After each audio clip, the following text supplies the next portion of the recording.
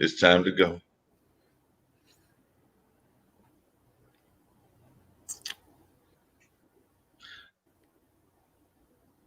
All right, definitely ready to get this show rolling. So, Zach, it's on you. Let's make it work. A model used to be a role model. Boom. Hey. What's up? What's up? How y'all doing today? All right. Funk. We making it happen. Live from South Africa. My good friend, my sister. I got Alexandra May right here on Funk Music with Zack on Super Sunday, IBM.TV. All my funky fans out there checking us out. Make sure y'all type in, chat with us a little bit. I got Alexandra sitting right here. Yo, she's a beautiful spirit, entrepreneur, music genius, producer, arranger, writer, and mentor, and social activist. Right now, right here on Funk Music with Zack Super Sunday, Alexandra May. What's up, baby? How you doing today? How you doing today? I want you to keep that going. I was like in that groove. I was like, yeah, cool. If this is the show, I'm good with it. Let's keep going. Yeah, that's how we roll in. That's how I roll in on Funk Super Sunday. So yeah, man. So what's going on, sweetie? How you doing? I'm so good. Thank you so much for having me on your show. Absolutely, I'm so happy to be doing this. Yes, it was a must. We talked about this, so yeah. We gotta make sure this happens. So, how are you and your family okay, and everybody good over there? And yeah, we're all safe, not leaving the house. And oh, you know what? Happy days. I did my very first gig in 6 months last weekend. All social distance and all safe at the venue. Was really, really good about it. But I was so happy. I put so much energy and love into that thing. I'm so used to doing like these live online things now. So it's become second nature to do this. But there is nothing like the sound of a real applause from an audience, Yeah, that's so right. I suddenly appreciate it so much more. I've always appreciated it. I've always appreciated my audience. But I think being away from them for so long, I'm now like, oh, I miss you guys. Where was the gig at? Where'd you perform at? And first of all, I'm so happy for you. So thank you for all of us that can't be out there. Hold it down for it till we get there. Where was the gig at though? It's at this beautiful little cafe called Railways Cafe in South Africa. I live in Johannesburg, and about 40 minutes up from me, half an hour from me, there's a area called Centurion, and it's in Centurion. It's called Railways Cafe. It is so artsy and cool. Zach, when you come to South Africa to come visit me, I'm taking you to Railways because I have my own weekly show as well, like just after you actually, and I had the Bluebird Cafe on my show a couple weeks back, they're based in Nashville, Tennessee, and I love the Bluebird. And I thought I want the Bluebird, and I want another place from my hometown that I really love, and I want to bring them together to the two different worlds. So I brought Railways Cafe and the Bluebird, and it was so cool to like see the two in completely different sides of the world, how similar they are and how passionate they both are about live music and they're musicians. And so that's why when they asked, can you come do a gig? I was like, yeah, I'll come do a gig.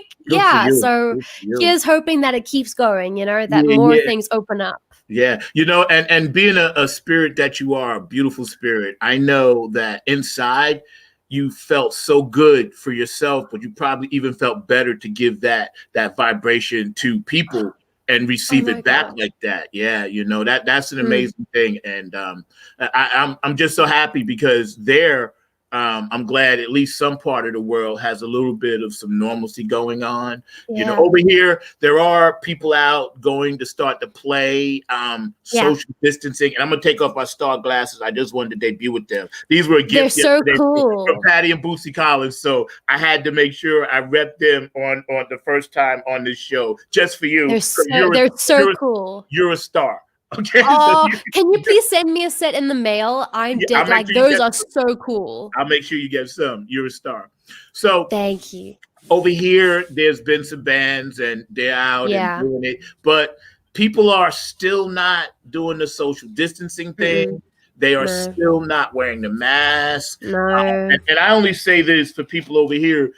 This stuff may seem insignificant, but it's not when it comes to how we're going to deal with our school system going forward. That's my biggest thing over here, worrying about that, because, you know, whoever catches this, if they're working in a school, that's a wrap. You know what I mean? Yeah. So we're still United States in turmoil figuring it out, but we ain't gonna chop that today.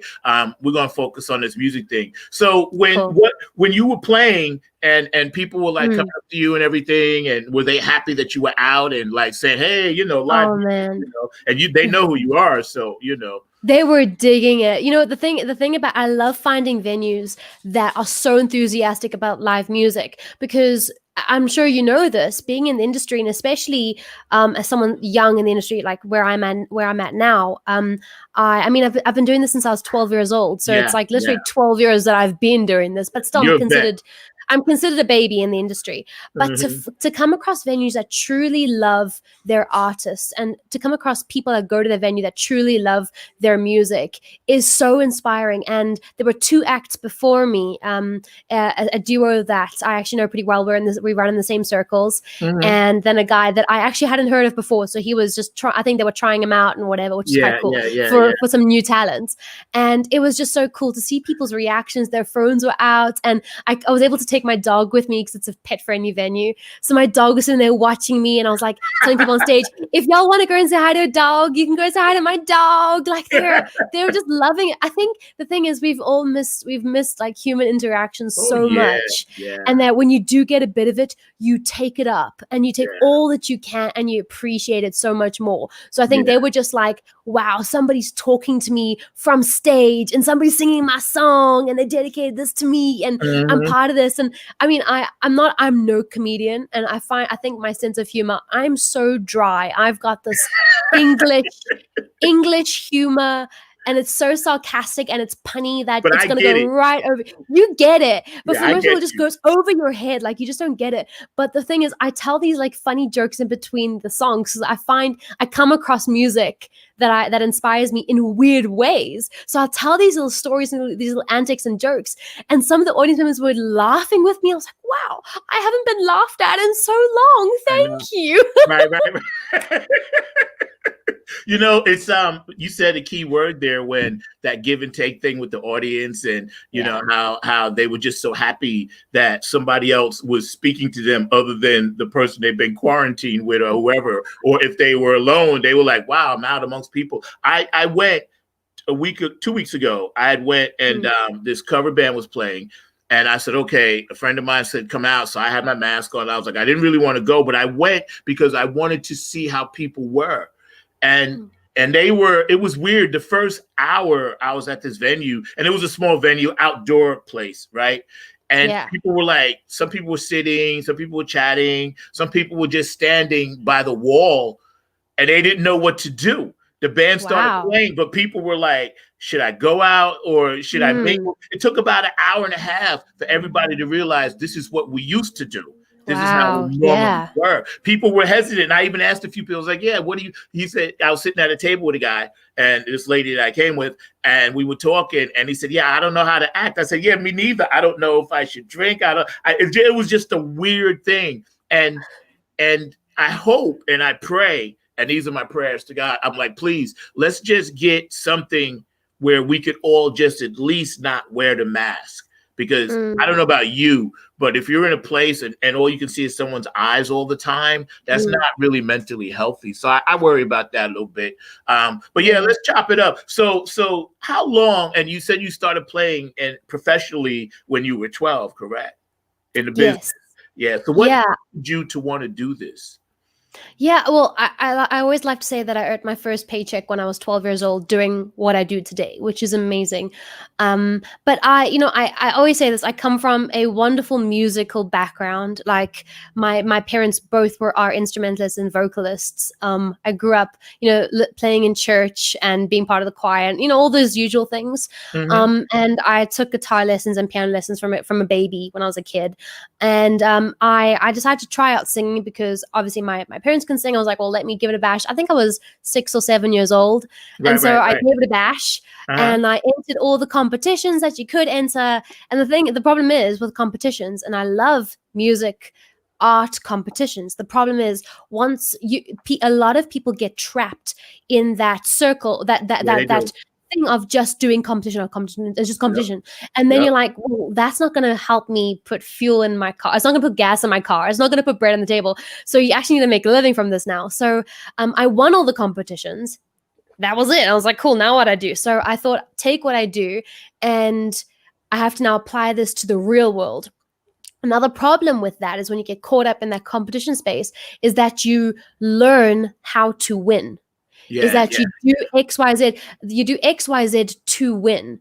And I'd won, and I mean, I did it based on strategy and talent and hard work and all the above. But the thing is, that isn't what works in the real world. It's not about doing X, Y, Z in order to win. You have to just do what you do and hope that people enjoy what you do too.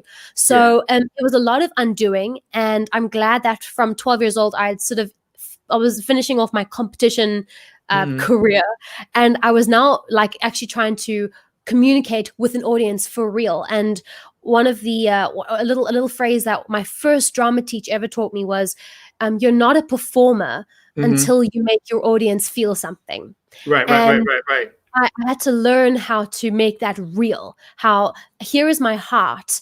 And have a look at it. I'm going to give it to you. Take it. Have a look at the cracks. Have a look at the little scars. Have a look at where I've stitched it together. Wow, and then give it back to me. Then give it back to me at the end of the set. And that is what I learned to do. And I did theater productions. I starred in a couple of musicals from when I was 15 to 17 or 18. I was Belle in Beauty and the Beast. I was Aurora in Sleeping Beauty. I was Ariel in The Little Mermaid. You know, I did all those musical theaters as well, which is also connecting with children. That's a whole nother audience. That if you can connect with kids, you're good. Like it's real. Like kids are our biggest critics because they want something that's going to make them laugh and make them like so if you're not doing that, then you're losing. So I have to do that. So I learned pretty quickly, and but I just knew that wasn't what I wanted to do. I did not want to. I didn't want to bring someone else's dream to life. Even though I love musical and I love Disney, I love Disney, but I didn't want to spend my career bringing someone else's dream to life. I wanted to bring my own dream, my own stories to life.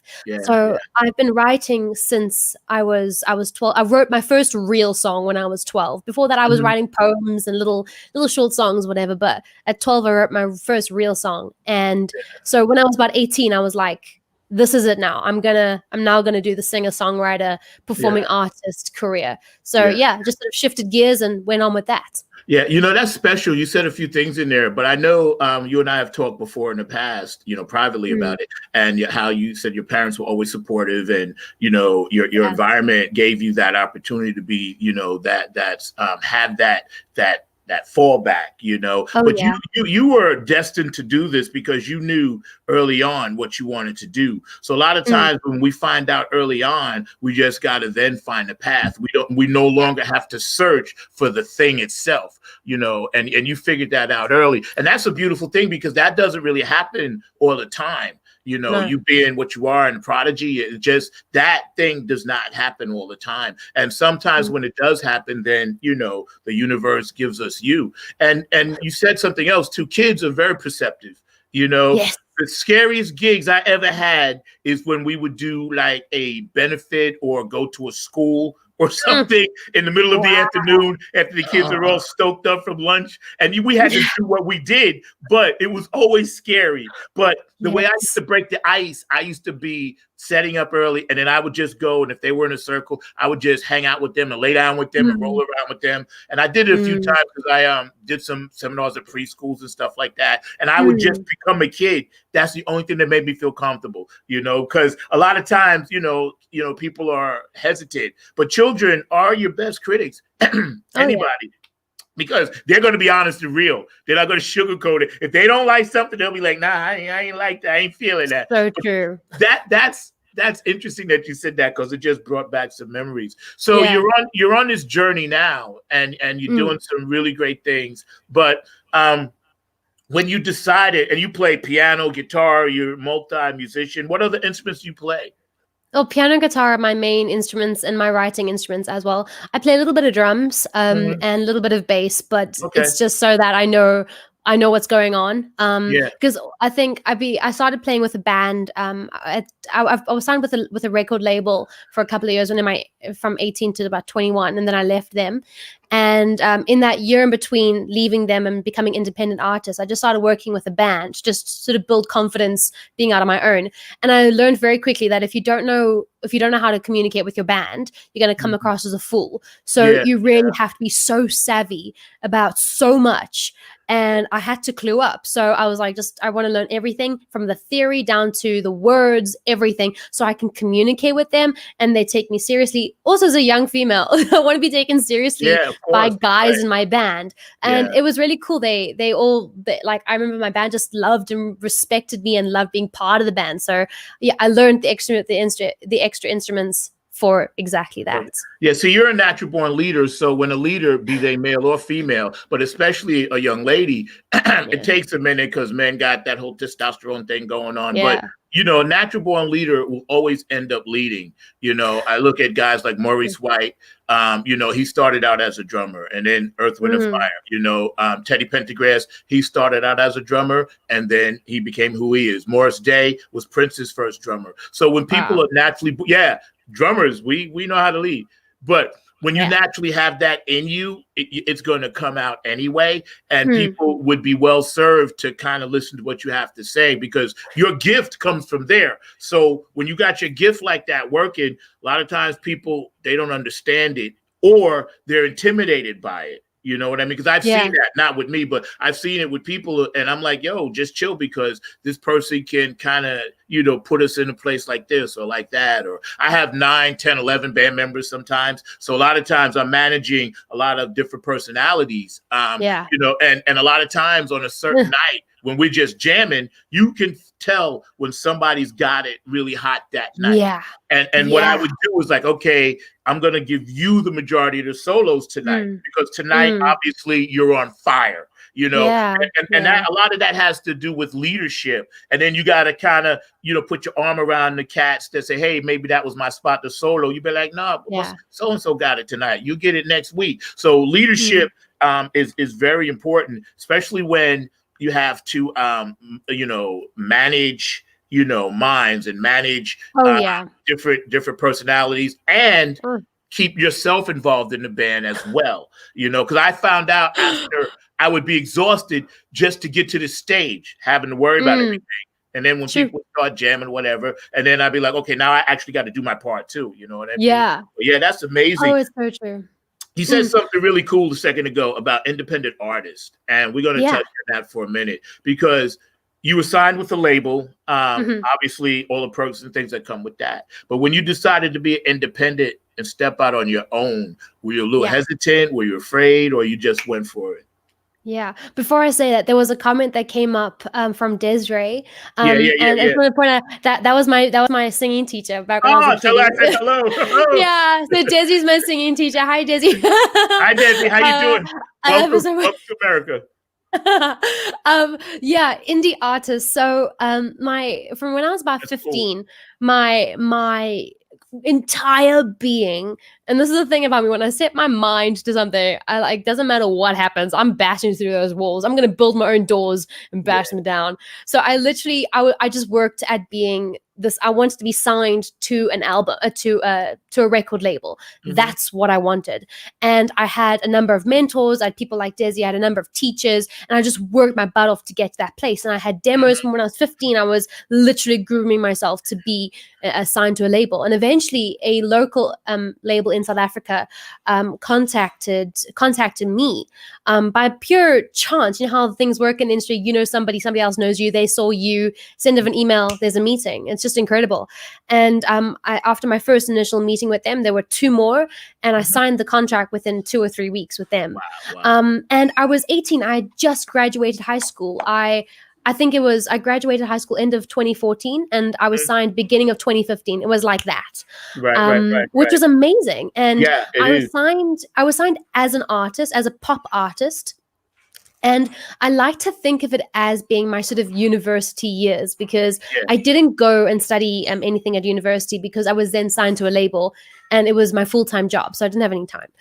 So I saw that as my university years, and I learned so much. Like you say, working with a team, working with people, learning how people sort of manage you as well, and how to manage it back. Yeah, exactly. When you're being managed, Yes, how to manage the being managed. Yeah. Working with producers, working with different people. It just was a whole. I learned so much. But I had a couple of hits on the charts. I was at one point number one. My one single was number one, and my second single was number three of the top 100 in South Africa, which was amazing. That's what's up, though. I mean, it's just incredible. And I was 19, 20 years old at the time. And when I was about 21, I decided I just wanted to sort of do my own thing. I wanted to really go back to my roots and go back to songwriting. I wanted to go back to my storytelling, because I've always loved storytelling. So that's when I became an independent artist. I obviously have built my own team around me. I've got a publicist, I've got a publisher, I've got a manager, I've got producers that I work with, I have mentors that I bring in.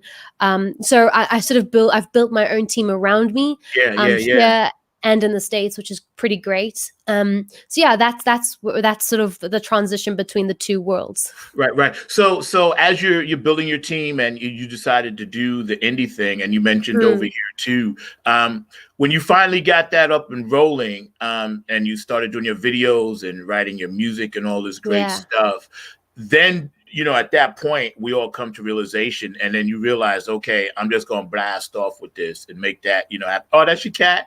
Sorry, he's bugging me. What's his name? What's his name? His name is Honey Badger.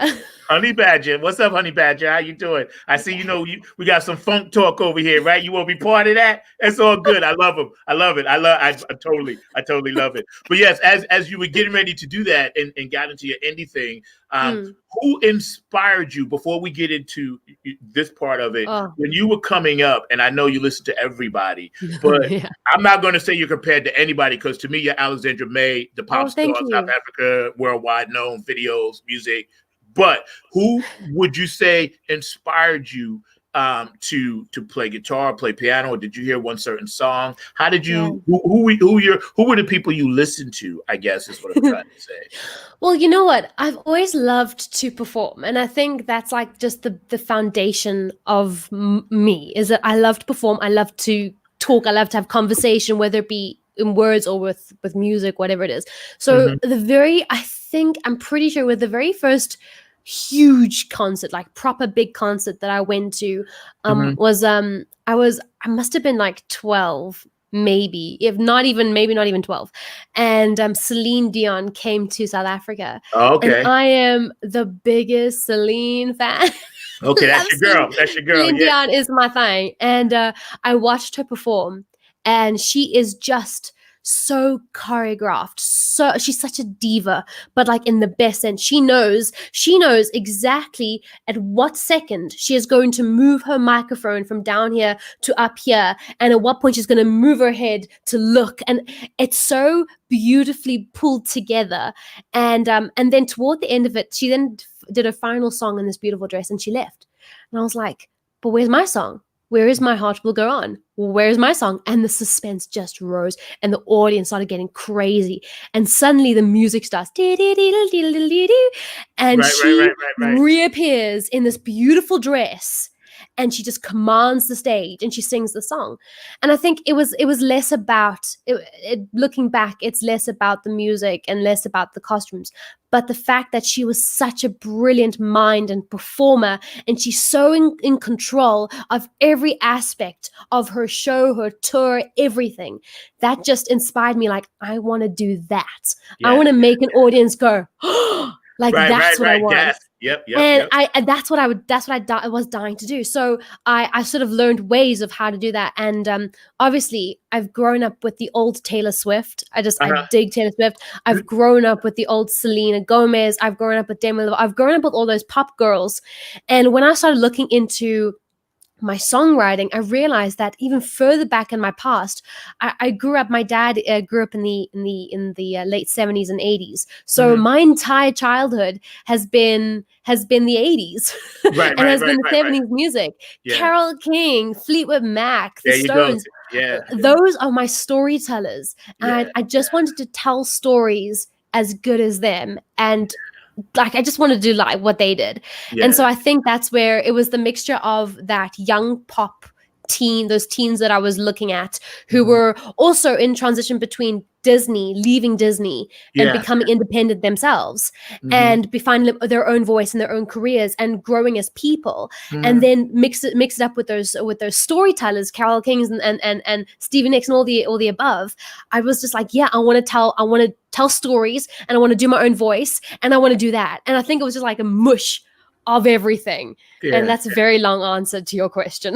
No, that's the perfect answer, because that's why we get deep in here. On this show, we peel back the layers till we just keep digging it, because that's what, people want to hear. And that's what I'm inspired to hear, because it inspires me. Because what you said, a couple of things about, first I'm going to get back to Celine. Certain artists have this pow factor, but certain artists also have a pow factor, but it's so subtle.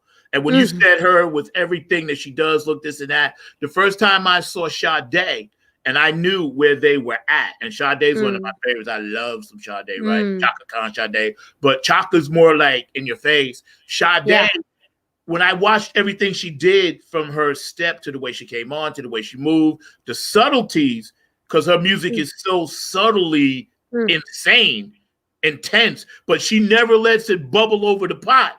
And that's what makes her music so great. And, she opened up with Sweetest Taboo. I saw her and I was like, wow, they running their hit right out the charts. But then I didn't really listen to everything else. They ran their hit first, but then they just ran the whole show. And I was like overwhelmed, because she was so graceful.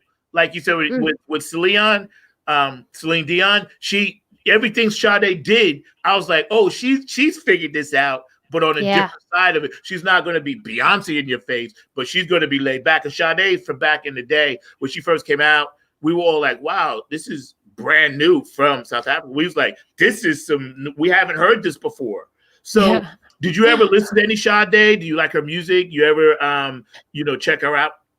I have checked her out a little bit. Yeah, I can't say I know her as well as I would know Celine Dion songs, but I do. I have checked her out. Amazing. Yes. Yeah. I was just curious about that comparison. Mark is dying for me to ask you, and he asked me this a couple of days ago when he knew he was coming on the show.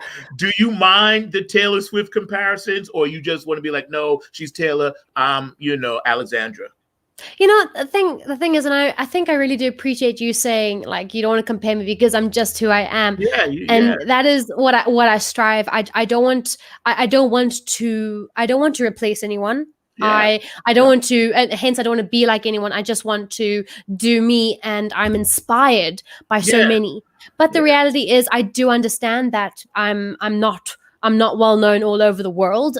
So you'll have to you need to find something that's similar, so you know where to pin me. I don't mind the Taylor Swift comparison, because she's amazing. She's business mind. She's like a Celine Dion. She also knows where her team is at every second of the day. She's in so much control of her career and her tour, and she she draws her own sets for her shows. She's engulfed, She is incredible. And again, just a mind. And if I'm being compared to someone who's an incredible businesswoman, then I'm okay with that. Exactly.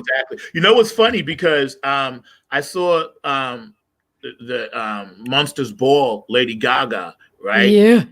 Yo, let me tell you something. I got to tell you. But see, that wasn't the thing. The thing, besides that, because I know the light show and all this other stuff, and I also dug Adele, which with none of that. But the thing is, right? I there was a clip with her backstage, and she was really just stripped down Lady Gaga, her real name, and I forgot her real name, but she was just doing exactly what you said. And speaking of that, I have to tell you, I'm loving empowered women.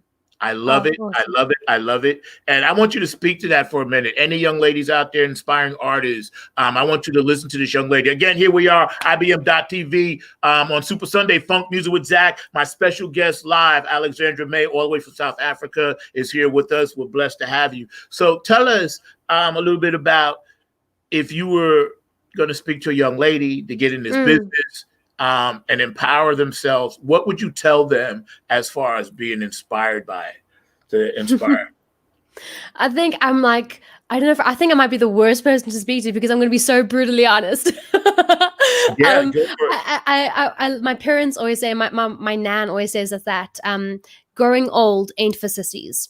Yeah. And I feel like that's the same for this industry. Yep. Being in this entertainment industry ain't for sissies. Thank you for And saying that. you really, if you're just in it for the music and you just want to feel good, that's great. But if you actually want to make a difference in the world and you want to use the platforms that are available, you're going to have to be, and this is the word that my mom uses, fearless. Yeah. You have to be fearless. And I've written songs about this. I say to myself, I will buy things that when I'm away from home, I'll buy things that say fearless on them. I'll bring them home for my mom because that is it. You have to be fearless to buy that air ticket to, as they say in Friends, pick up a spoon in one of the first episodes. You have to be fearless to do that. So if you're wanting to get into the industry, and especially being firstly young, because you're never taken seriously. Nobody takes you seriously. I'm apparently still paying my dues as a 24-year-old who's been doing this for 12 years. I'm not saying that I have learned everything. I will never have learned everything, and I'm very, very good with that. But I like to be taken seriously, and I like to know that I've worked hard for where I am now. Yeah. So work hard. Don't let the naysayers get into your head. If you're young, keep pushing. If you're female, know that there is a vibe when you go into a room, that guys are going to look at you a certain way, that people are going to treat you differently, that people are going to diss your career, they're going to diss your genre, they're going to diss what you're wearing, everything. And I've been there, I felt it, and I've never wanted to be one of those people that has just always said, oh no, the world's a good place. And I've always been that way. But when you're suddenly faced with the reality of it, it is quite a big thing in your face. So be fearless. Don't let anything stop you. Push the go button and just go and be fearless and keep going and be fearless and keep going and build your own doors. Don't wait for other people to open up windows and looking through little peepholes. Build your own door. Go to wherever you go to buy your building material and find a wall and build a door. Take the lock and go through. Well said. And having said that, you're going to get into some live music. You're going to play a little bit for us? Yeah. Please do. Okay. Right now, Alexandra May, right here from South Africa, my friend, my sister. I love this woman, and y'all check her out. So hit us with a little something. Okay. Can you hear that all right? Or should I turn it up? Nah, you good. Amazing. As long as Mark is good, I'm good. Cool.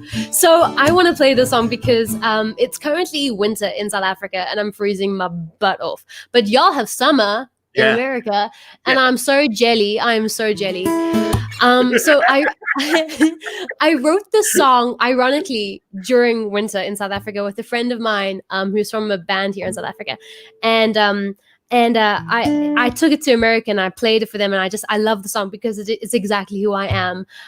And the song's called Hooked. Okay. Hooked. Here we go. Hooked. No, there isn't much between us, just enough to make me feel like I can spend my summer days with you. Got my hand making waves outside the left-hand window, and my Ray-Bans looking at the view. And I know I might be coming on a little bit stronger than I like to. I'm so into you. One pull of the line, that's all it took. Like my favorite line from my favorite book. You got me hooked, yeah, I want you. You got me hooked, yeah, I need you. When I'm with you, every day is like a Saturday night. You got me hooked, yeah, I want you. You got me hooked, yeah, yeah, you got me hooked, yeah, yeah, you got me hooked, yeah, yeah, you got me hooked, yeah, I want you, yeah, I need you tonight.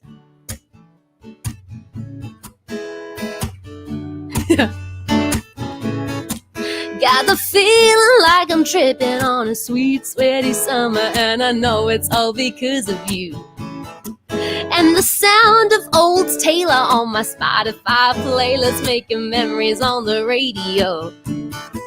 Yeah, the beats got me moving, and these streetlights got me wishing that the season, it'll never end. One pull off the line, that's all it took. Like my favorite line from my favorite book. You got me hooked, yeah, I want ya. You got me hooked, yeah, I need ya. When I'm with you, every day is like a Saturday night. You got me hooked, yeah, I want ya. You got me hooked, yeah, yeah, yeah. You got me hooked, yeah, yeah, yeah. You got me hooked, yeah, yeah, yeah. You got me hooked, yeah, I want you, yeah, I need you tonight. Just a little bit of this and a little bit of that. Yeah, we're rolling down the dirt road in your blue Cadillac. Just a little bit of this and a little bit of that. I'm a sucker for your love and never going back. You got me hooked, yeah, I want ya. You got me hooked, yeah, I need ya. When I'm with you, every day is like a Saturday night. You got me hooked, yeah, I want ya. You got me hooked, yeah, I want ya. You got me hooked, yeah, I need ya. When I'm with you, every day is like a Saturday night. You got me hooked, yeah, I want ya. You got me hooked, yeah, yeah, yeah. You got me hooked, yeah, yeah, yeah. You got me hooked, yeah, yeah, yeah. You got me hooked, yeah, I want you, yeah, I need you tonight. Yo, that's crazy tight. A gentleman, Tony, wanted to know where you were from, South Africa. Africa. You know, again with Alexandra May. So hit us with another one. You know, that's a beautiful song. The title reminded me of summertime, and I'm just lifted now. I'm ready to go outside and embrace the world. You're incredible. So hit us with another song, because I know you're going to give us something else live. Yeah. Oh, no, I need to give an intro for this one. So I love a good 12-bar blues, right? There's nothing like a 12-bar blues. And I wrote with a friend of mine called Jane Back. And she's written a number of Reba McEntire hits, like some good old classics that I adore. And she's written some of these. So I write with her every couple of weeks, and I adore her. And I told her, I love the song of this particular artist or whatever, and I want to I'm inspired by this. Let's do this groove. And she's like, okay, let's do it. And she had this hook. She had this hook called Definite Maybe. And I'm like, that's it. That's it, right? Yeah. So this song is called Definite Maybe. Get it up. I know that I need somebody, no, but not just anybody. Someone who wants to be my baby. Being around you gets me drunk, low and lonely, high on love, like a double shot of whiskey. You're a sure possibility, and I can guarantee a definite maybe. I've been told that I'm too reckless, and boy, you leave me breathless. My stupid heart is helpless. You could be a definite maybe. Something that you're giving me comes across so innocently, makes me wanna pack away my crazy. Settle down and shake me up. I can't seem to get enough of flying high on cloud nine daily. You're a sure possibility, and I can guarantee a definite maybe. I've been told that I'm too reckless, and boy, you leave me breathless. My stupid heart is helpless. You could be a definite maybe. And all my words are tangled up in knots. I wanna slow down, but darling, I can't stop. You're a definite maybe. I've been too reckless. And boy, you leave me breathless. My stupid heart is helpless. You could be. And I've been told that I'm too reckless. And boy, you leave me breathless. My stupid heart is helpless. You could be a definite maybe. You're perfect for me. You're a definite maybe. You're perfect for me. You're a definite maybe.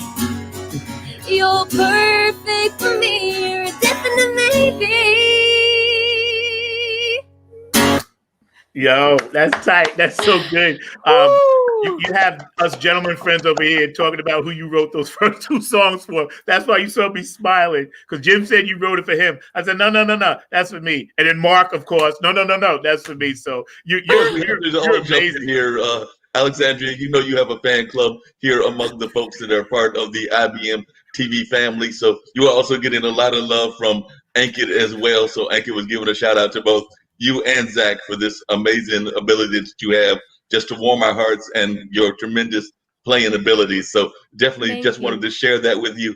I do have a quick question, so I'm gonna jump in here real quickly. And the question is, could you talk to our listeners and folks that are watching about the South African music scene? I know about Miriam Makaba and things of that nature, but a lot of our listeners don't know about that scene. So I wish that you would share a little bit about that scene just so they can know what it is like now and what it was like historically, because like I said, I'm a big music fan. So, and I know that you're a young musician, but you're also a historian of the music business. So if you could share a little bit about that.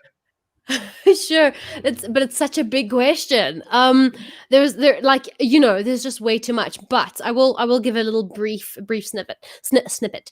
So back before I am part of the born free generation. I was born in 96, and Nelson Mandela became president in 95. So I'm part of this born free generation. And before Mandela, before me, we had apartheid. Which was segregation between white people and anyone mixed race, black, didn't matter. There was segregation. Because of that, the world put sanctions on South Africa to push the government to stop doing this. And because of that, there were certain artists that weren't allowed to speak out. So singer-songwriters would be writing stories. People like PJ Powers, the late Johnny Clegg, would be writing stories about South Africa, and they would be sanctioned in their own country. They would not allow to be played on the radio. Their stories would not be allowed to play on the radio. And in a way, because of that, we weren't exposed to anything international. So in general, our stories were incredible and our skills were incredible, but we were almost lacking in comparison to anything else in the world when it came to certain skills, recording and whatever else. So we were growing inside, but you become a big fish in a small pond, essentially. So when eventually Mandela became president and sanctions were dropped and all the above, we were suddenly flooded with all this real stuff from America and the UK and wherever else. And you could hear the difference on radio. You could hear the difference between a South African song and an international song. And you would not even have to hear the artist, the DJ on the radio would not have to say anything. You could hear the drop in quality. And that was just because skill set wasn't there. On top of that, because listeners were starting to be fed that international stuff is better than local being South Africa, they would not really want to listen to these South African songs. So the circuit of songs on the radio became such a small little amount, such a small pool, that no one could get onto the radio. And so the live circuit became strong. But the problem is, we've grown up in a country now, when sanctions were dropped and all that, we suddenly had a flood of all these new songs that we didn't want to hear anything local and new. We wanted to hear what everyone else was listening to.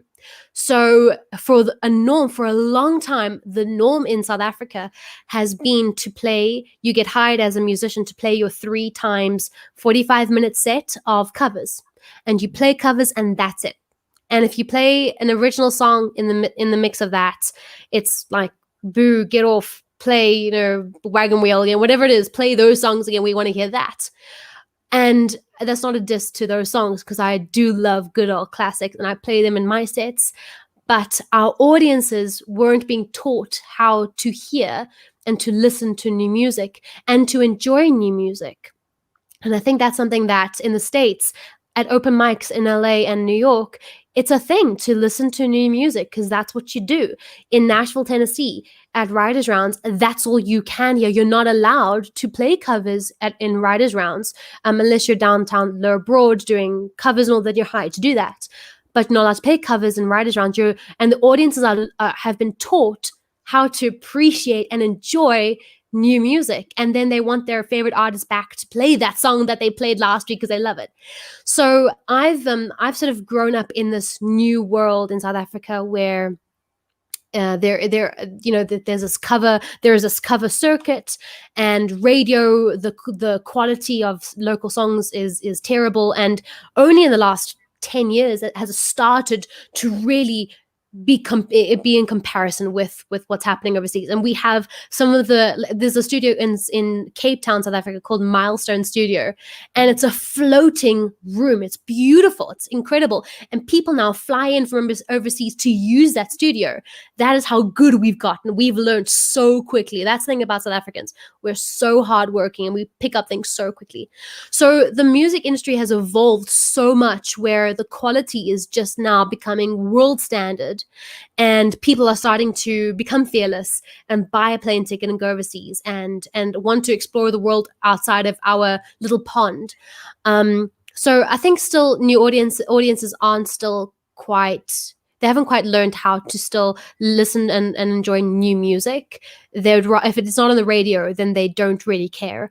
But I think at certain venues, we were talking about it earlier, certain venues, there is a crowd that comes to these venues that do just want to have a good time and want to hear a good old tune. And if that tune is good, we don't care if it's yours or someone else's. That's what's up. Speaking of pop music, you got a pop song that you said, another song, a cover that you want to do for us. So why don't you do that? That was a good question, Mark. Thank you. No problem at all. Sure. A pop song that I wanted to do. I don't know if I've got a pop song I wanted to do. Well, it was a cover. I think it was a cover. You said, "Oh, you want to do a couple of covers," and I'm dying to hear, because you mentioned cover songs we were just mentioning. So I'm dying to hear that. Let's hear that. Well, I'm trying to think which one, because I've got a few favorites, and I'm trying to think if I want to go my queens, if I want to go my king, if I want to go, I'm trying to think who I want to do. Do you guys feel like listening? Should we take it down for a second? Should we take it down? And Jim has something about Wrinkle in Time, and I can't remember if that's a cover or an original. So if that's a cover, what about that one? Wrinkle in Time. That is a song, I think, but I don't. It's not. I don't know it, but I think I know the title. Sorry. But here's something you might know.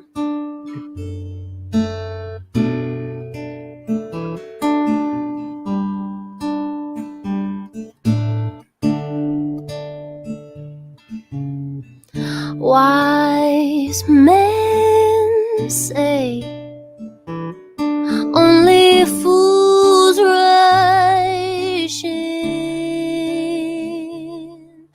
but I can't help falling in love with you.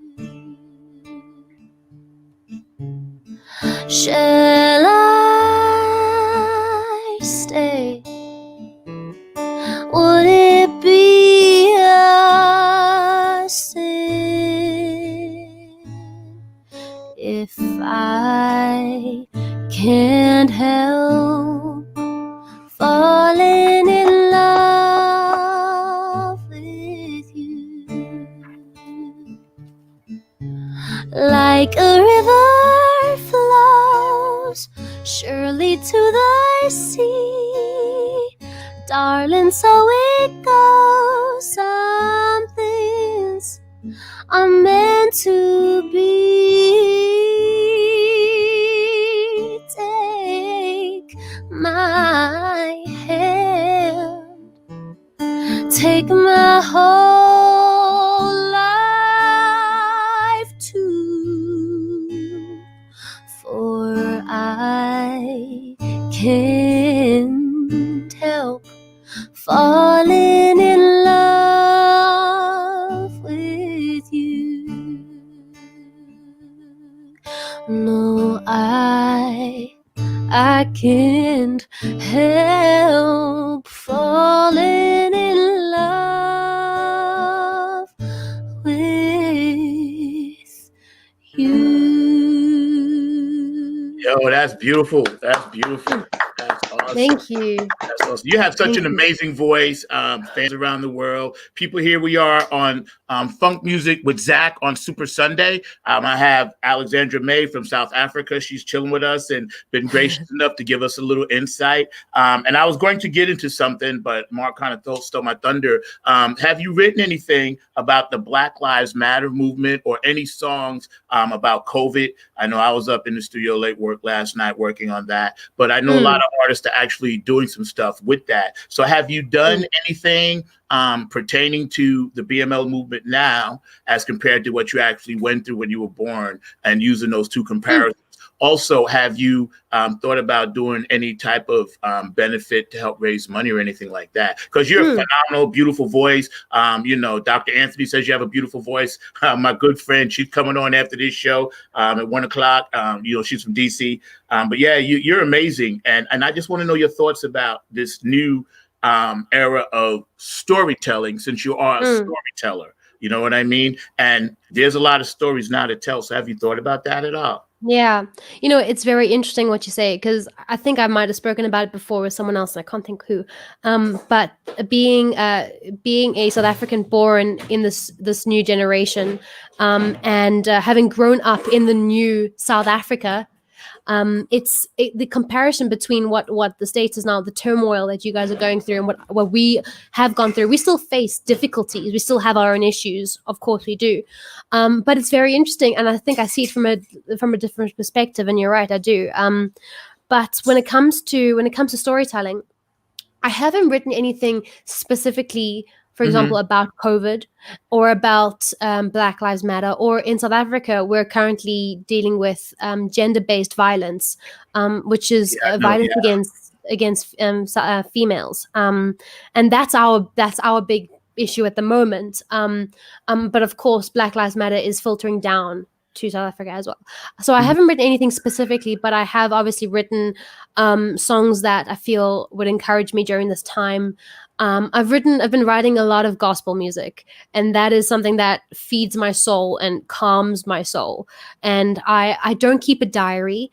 My songs are my diary, and I find that it's my way of how I want to communicate with God at the moment, is through those songs. So there's a lot of turmoil in that.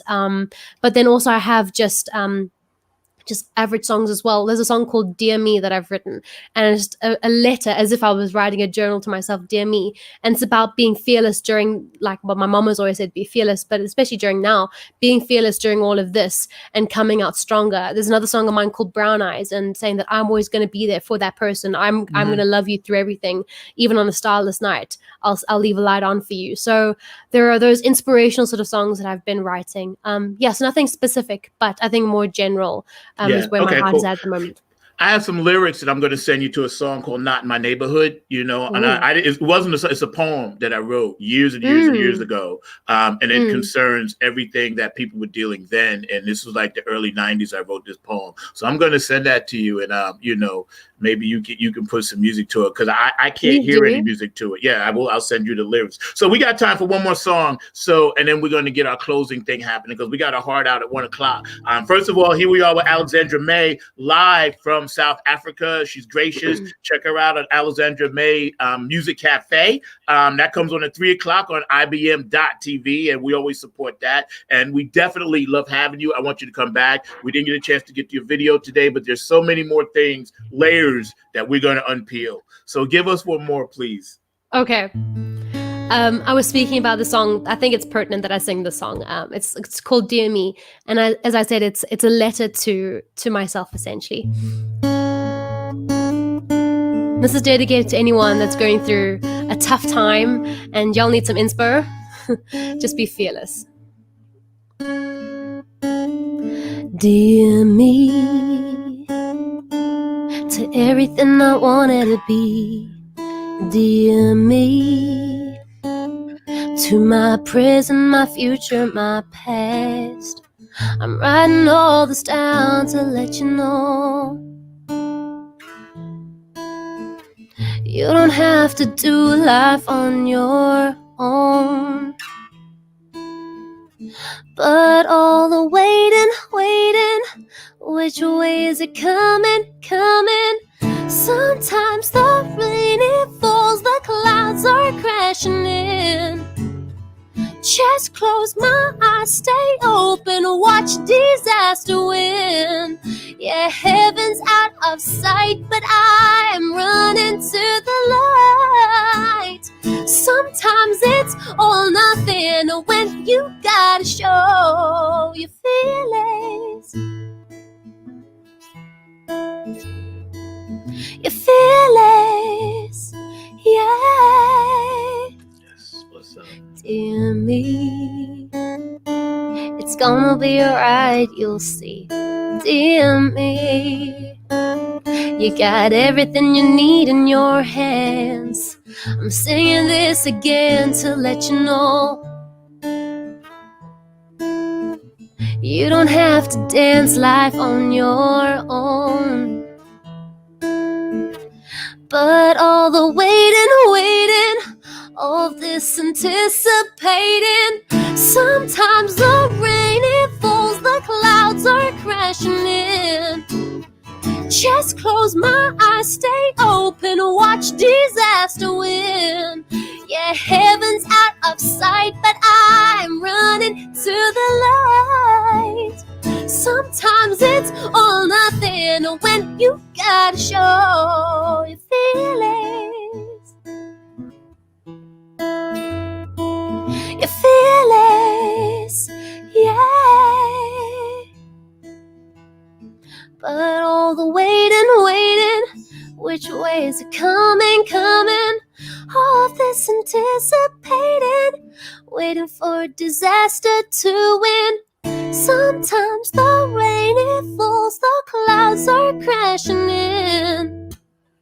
Just close my eyes, stay open, watch disaster win. Yeah, heaven's out of sight, but I'm running to the light. Sometimes it's all or nothing, and now I gotta show I'm feelings.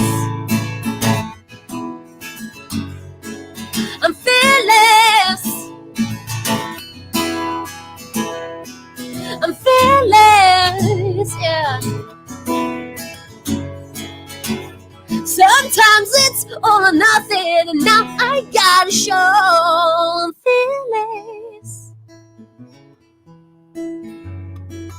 I'm fearless, yeah. Dear me, dear me, be fearless and you will be free. Yo, that's amazing. Kudos. Thank Bravo, you. Alexandra May.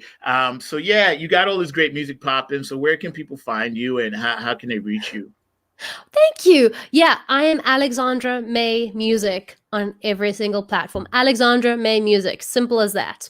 There you go. Alexandra May Music, live from South Africa. My friend, my sister. I want to have you on a lot. We got a lot to get to. We got a lot of layers to get to. And I just want to say you're a beautiful spirit, mentor, social activist, and you're writing all these great songs, and you're like soaring, like a star in the universe, which you are.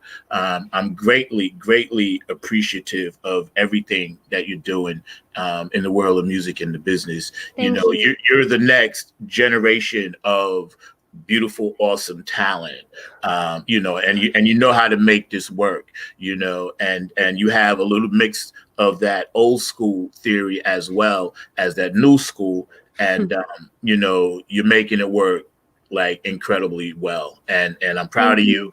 I can't thank you enough. My heart, those songs make me cry when I'm listening to them. And you come back and see us again, all right? Right here on Funk Music with Zack. Live, we've had the wonderful, the great, the brilliant, amazing Alexandra May. tape don't lie, y'all. As we say, the tape don't lie. You know what I mean? So good. Yeah, you win like Flint, and it does my heart good because I listen to a lot of Sheryl Crow. I listen to a lot of people. Those are the people I listen to. Bonnie Raitt. And now I can hear a lot of stuff that you're going to be doing in the future that you haven't even written yet. I can already hear it. And again, I'm grateful. Namaste. Peace. Thank love, you. and all that good stuff. All right, I'm out, y'all. That was our show for today. Thank you for tuning in live right here on, Funk Music with Zack Super Sunday. Woo! That's what's Thank up. you, Zack. What an amazing conversation that you had there, Zack. Definitely thoroughly enjoyable conversation. Great seeing Alexandria. And Alexandria, before you disappear, we're talking about fearless women and things of that nature, where we've got two fearless women that are joining us right now, because we've got Kimberly joining us, and we've also got Dr. Anthony. So definitely following in that footsteps, and of course Alexandria, of those fearless women that are out there. I actually come from a family of fearless women. My mom started a radio station and did that many years ago, and then my grandmother started a library in Raleigh, North Carolina, where there was no African American library. So definitely I know about fearless women, and definitely, like Zack, a big time supporter of fearless women. So just wanted to thank you for joining that great tradition, because you are part of that great tradition. I want to do a timeout here and mention the music marathon that we're going to be hosting in September to raise money for musical artists who have been struggling during this time frame. And what we're trying to do is get together all the people who've been on all of our shows, and we're going to run it, 24 for 2 days, a long weekend, starting Friday night and ending whenever Sunday, because we are worldwide. So Alexandra, I hope that you'll be interested in joining us. I'm always there. You know me. I know. So I just had to get that in before everybody kind of got going on something, because I know we'll might forget about it, and we need to start having meetings about it so that we get it going, because we want to host it in September. Awesome. And because we've had I would like Zack to introduce Dr. Anthony, and then Dr. Anthony can introduce herself again, and then we'll have a conversation based on that. Yeah. Over to you. Yes. Oh, hello, the amazing Dr. Anthony. Thank you for joining us. It was quite a surprise to me, and I'm so happy you made my Sunday morning, besides all these great people here, because I looked at my phone this morning and I saw Dr. Anthony at 1 o'clock, and I was like, yes, I'm glad to have you back here on our roundtable at IBM.TV. It's beautiful. Love to have you. Are you in New Orleans or are you in DC now? I'm actually in Texas. In Texas, okay. Yeah, I truck over to get it serviced, but I'll be going back to Louisiana today. Oh, okay. I'm sorry. Yeah. It's great to have you, and is your family safe and everybody okay? And they're good. They're well. Yeah. Okay. You're welcome. Thank you for joining us today. It's beautiful. And Dr. Anthony, can you share about yourself to our viewers around the world? Where are you from and what do you do? Okay. Well, I'm Dr. Anthony. I have a PhD in educational leadership. I work in education, and I also work in mental health simultaneously. So that's pretty much what I do on an everyday basis. I also consult, and I work with educators from across the country. Hopefully I can go international with that as well. And that's pretty much it in a nutshell. Dr. Anthony, if I could just leap in there really quickly. I know that with what's going on in the world and everything, a lot of folks are thinking about mental health and how COVID is impacting us, how Black Lives Matter is impacting us, how a lot of other things are impacting us from a mental health standpoint. Could you talk about that, please? Because I think that it is a very important issue, and it's a global issue. So I would love to hear your insight as to what's going on in that realm and what we can do. Yeah, for the most part with mental health, communication is always key. And I tell people this all the time. You have to talk to people. Even myself, I talk to people, my friends all the time, and especially with parents and children. They have to communicate with their children. Children are very flexible, so they can adjust.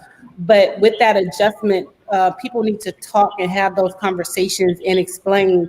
So even with for example, with my 5-year-old nephew, we explained to him what COVID-19 is. So he knows if we go out, he has to wear a mask. He knows that we can't touch people. He knows that, we have to use hand sanitizer. We have to, spray everything down. So having those conversations in kid-friendly language, especially for children, is very key. And also talking to your child, because they're being taken out of the norm. So having that conversation and trying to keep some type of normalcy, not physically going to have, conversations with friends, but, like Zoom, like we're here in the round table, but having those conversations with them online so they can see, each other and communicate with each other. But they just got to talk to their children and, and explain. And that's basically the key. Well, Dr. Anthony, Yes. Lynn, our sponsor, has been really questioning my mental health recently. Has there been someone that you've met that it's just you can't help them? The mental health issues are just. I don't feel like I can't help someone. I feel like I have an infectious personality, and when I talk to people, they naturally gravitate to me. So I actually have a caseload of 25 people that I see, and so. My people, I try to go over and above and beyond to, assist them. So I'm very flexible when it comes to my caseload. And I think, therapists has to be that way since we're in a pandemic. So if they text me or if they call me, I make sure that, I answer the phone or I respond to a text message, even if it's, outside of my normal hours that I would normally see them. Just having that flexibility and giving them that reassurance, just makes them, feel, like they're a part of and they're included, because I don't want them to ever feel like, I've thrown them to the wayside, or, they're not important and they're not, included in, the here and now. So even with the clients, I talk to them about, like safety. I talk to them about their daily mental health. Just basically go over their, schedule and try to keep some normalcy to them, throughout this whole situation. We talk about the mask and, they'll tell me, well, Dr. Anthony, I need a mask. I was like, okay, well, I'll go get you some. And, if I can't bring it, I'll mail it to you or whatever. So I try to, keep them within their comfort zone. Yeah. In their comfort zone.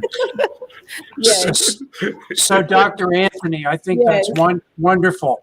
But I have a $20 bill here that says that you cannot help Jim Eade because I think he's beyond help. So, anyway, your biggest challenge. I think that you probably can help most anybody in the world. So do I, yeah. There are some people that are beyond help. You think there's some people that are beyond help? There might be some people beyond help. I don't know. He just has to, he has to meet me and, just start, getting entangled, with me. And I think, my infectiousness will rub off on him and, we can change there. Well, how would we get in touch with you?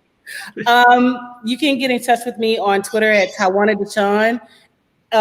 Is at Twitter, Tawana Deshawn, and Instagram is at Tawana Deshawn, and my email is also tawana.anthony@gmail.com. And I'm also listed on Facebook at Dr. Tawana Deshawn Anthony on my public profile page. My personal page is already at capacity, so I can't accept any more friend requests. And she's on my page as well. You can find her. Again, here we are chilling at the round table with all of our funky guests here. Dr. Anthony and Kim's in the house. Ankit, Lynn, Mark. We just chilling. So, Doc, I have a question for you. Yes. When do you, and I know this is a hard question, but do you see any kind of end coming to where we can at least get some socialization back with the mask across the country, or are we just going to catch can with every state? Because that's what's killing me right now. I don't see a plan. I don't see how we can get through this. It's so fragmented. You know what I mean? Does that make sense? Yeah, it is fragmented, but as in the immediacy, I don't see that happening. For the simple reason is everything is being rushed to reopen. We never really got an opportunity to, put it to rest the first time. So I still think COVID is still in its infancy and it still hasn't, broadened out to the point where it needs to be. And I think in the fall, we're going to see more of that, especially with the schools are being open and the children are being pushed back into the school system. I just think, for me personally, I just think everything needs to just go on a whole hiatus of, shutting down, no movement, no, no this, no that. And so we can try to get some type of, control over it. Because right now it's in free fall for me. There's no control. Me too. The thing about it is people, we're having, like all these new cases every day. And then, we have people who are being reinfected. So if we're having the new cases and people being reinfected, there's no way that we can control it. So we have to shut everything down, and we have to go back into the hiatus of where we were, on lockdown. But, with the president pushing, opening schools, opening businesses, and, things like that or whatever, he's pushing that narrative, and that's not the narrative that needs to be written at this point. We need to completely shut down. I mean, because I'm an educator myself, and I'm not going back into the school. I don't blame you. Yeah. Because I mean, I know firsthand that parents send their children to school sick. Children, and I'm in the elementary section, children, they touch, they don't want to stay away from each other. Hey, let's switch masks. You take my mask, I take yours, and it's no way that you can social distance. I mean, and if you look at the statistics within the public sector, because I'm in the public ed, our classrooms are over capacity. We're not a 1 to 22 or 22 to 1, ratio. We're severely over capacity, and there's no way to social distance with the little children. And the curriculum in elementary is based off of group work and group participation, and the children working together. So my thing is, what does that look like if we go back into the school? How can you guarantee that, the children are going to come in safe? How can you guarantee that, we're not going to get sick? How can you guarantee that, the people that, the other educators and the other people that are, affiliated with the schools are not sick, and there's no certainty, there's no guarantee there. And, I was just having this conversation with a couple of friends the other day, and I was telling them that when I initially went to this school, I transferred to this school, I taught 3rd grade. And so as I was in the classroom, I was sick every day, and I was reporting to my principal. I was like, something is wrong with this building, and I'm getting sick. And every day I would leave, I would break out in hives. My lips would swell, my eyes would swell, my throat would swell. And I'm telling her, I was like, something is wrong with this building. So come to find out, they had me in a room with mold for 6 months. Wow. So that time I've been breaking out in hives, and I've had, other ailments or whatever, based off of me being in that particular room for 6 months. So my thing is, you can protect me from mold. How can you protect me from COVID? You know what I'm saying? There's no way that, they can, seriously protect, their teachers and stuff. So me personally, I'm not going back into the classroom, even if they say, we have to go back. I'm not going back. I know we decided to keep our kids home. Go ahead, Kim. I'm sorry. No, go ahead. I want to hear this. I was just saying, we decided here in Durham, they decided it's not going to happen until January. So I was just going to say, we're the online thing is in place here. I'm sorry. Go ahead, Kim. No, and the online is pretty interesting. I've got a young girl that I've known since she was a little girl. I used to work in the school systems a lot. I volunteered a lot and did some teaching myself on some certain subjects until my children were grown. You're right. You cannot stop that curiosity and trading off. And I was watching a thread that online school had just started, right? And this one girl that I knew growing up, she's a teacher now. And she goes, oh my gosh. She goes, this is so hilarious. And so her thread of her kids, you want to hear my dog barking? My sister's touching me. And I'm reading this thread because kids are just going to be kids, whether they're still at home. And I'm watching, I have to pee now. I saw you laugh, and I knew you were laughing about something like that when she said trading the mask, because that's what kids would do. Hey, you got a Star Wars mask. Give me that. Here's my Spider-Man mask. Like, but that's children. And that's Batman mask in front of me. That's the invincibility of being a child, right? And that's the curiosity, and that's part of the bonding that needs to exist eventually. But we're not going to have that right now. And some of the things that I really look at, as an engineer, data has always been very important to me, and I work in the different sectors of law enforcement, education, and health. And I'm looking at what are other countries doing to make this successful. Iceland, is a very small country, but we can isolate our areas into small communities. But the very few deaths. They've never shut down. They all still go to work. Their restaurants are still open. Their kids are still in school. They smartened up and they use the test only on the people who are not sick so that they can isolate the hot zones. So if you're sick, you go over here. When you're well, you come back here. Death rate 1, and all this time, maybe 10 now. But Hong Kong is the same. And then I look at Japan. They had a little spike there, and I agree with you. We haven't seen the iceberg yet. No, we haven't. We are just at the very beginning of what is going to explode, and we need to be prepared for it. And one of the things that has concerned me the most is we have yet to hire our pandemic team. Yeah. Japan has theirs. Hong Kong has theirs. Iceland has theirs. All these countries Malaysia has a policy in place. So pretty much they have. So all of these places that are functioning and doing things with very low fatality rates, they have a pandemic team in place, and we need to do this. And the flag needs to be raised. Why haven't we done this yet? And but because Obama did it. Well, I mean, initially we did have a pandemic team under President Obama, but it was disbanded by this current president. Yeah, and so I think basically he doesn't. Yeah, I think he doesn't want to have anything to do with President Obama. I just honestly believe that's because he's Black, and he's racist or whatever. So anything that President Obama says, he's going to do the opposite. But you're absolutely correct. We should have the pandemic team. We should have experts talking. We shouldn't have, experts that are, talking with Trump. And what I mean is, in agreement with what he says. He's not a scientist. He doesn't have the degree. He doesn't have the mental capacity to even, spew out numbers in terms of, data and statistics. And, he has led. Yeah, and he has led this country into, into the bottom of the pit, into a pit hole based off of his incompetence and his not knowing and not listening. And, he's always said, I can do it alone.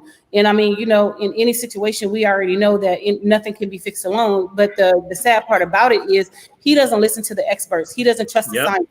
And I heard Meghan McCain say, she doesn't trust Dr. Fauci. How in the hell are you not going to trust Dr. Fauci? Dr. Fauci is the #1 leading expert when it comes to diseases and things like that. So how are you not going to trust Dr. Fauci? And the people to the far right are like, it's a hoax. How is it a hoax?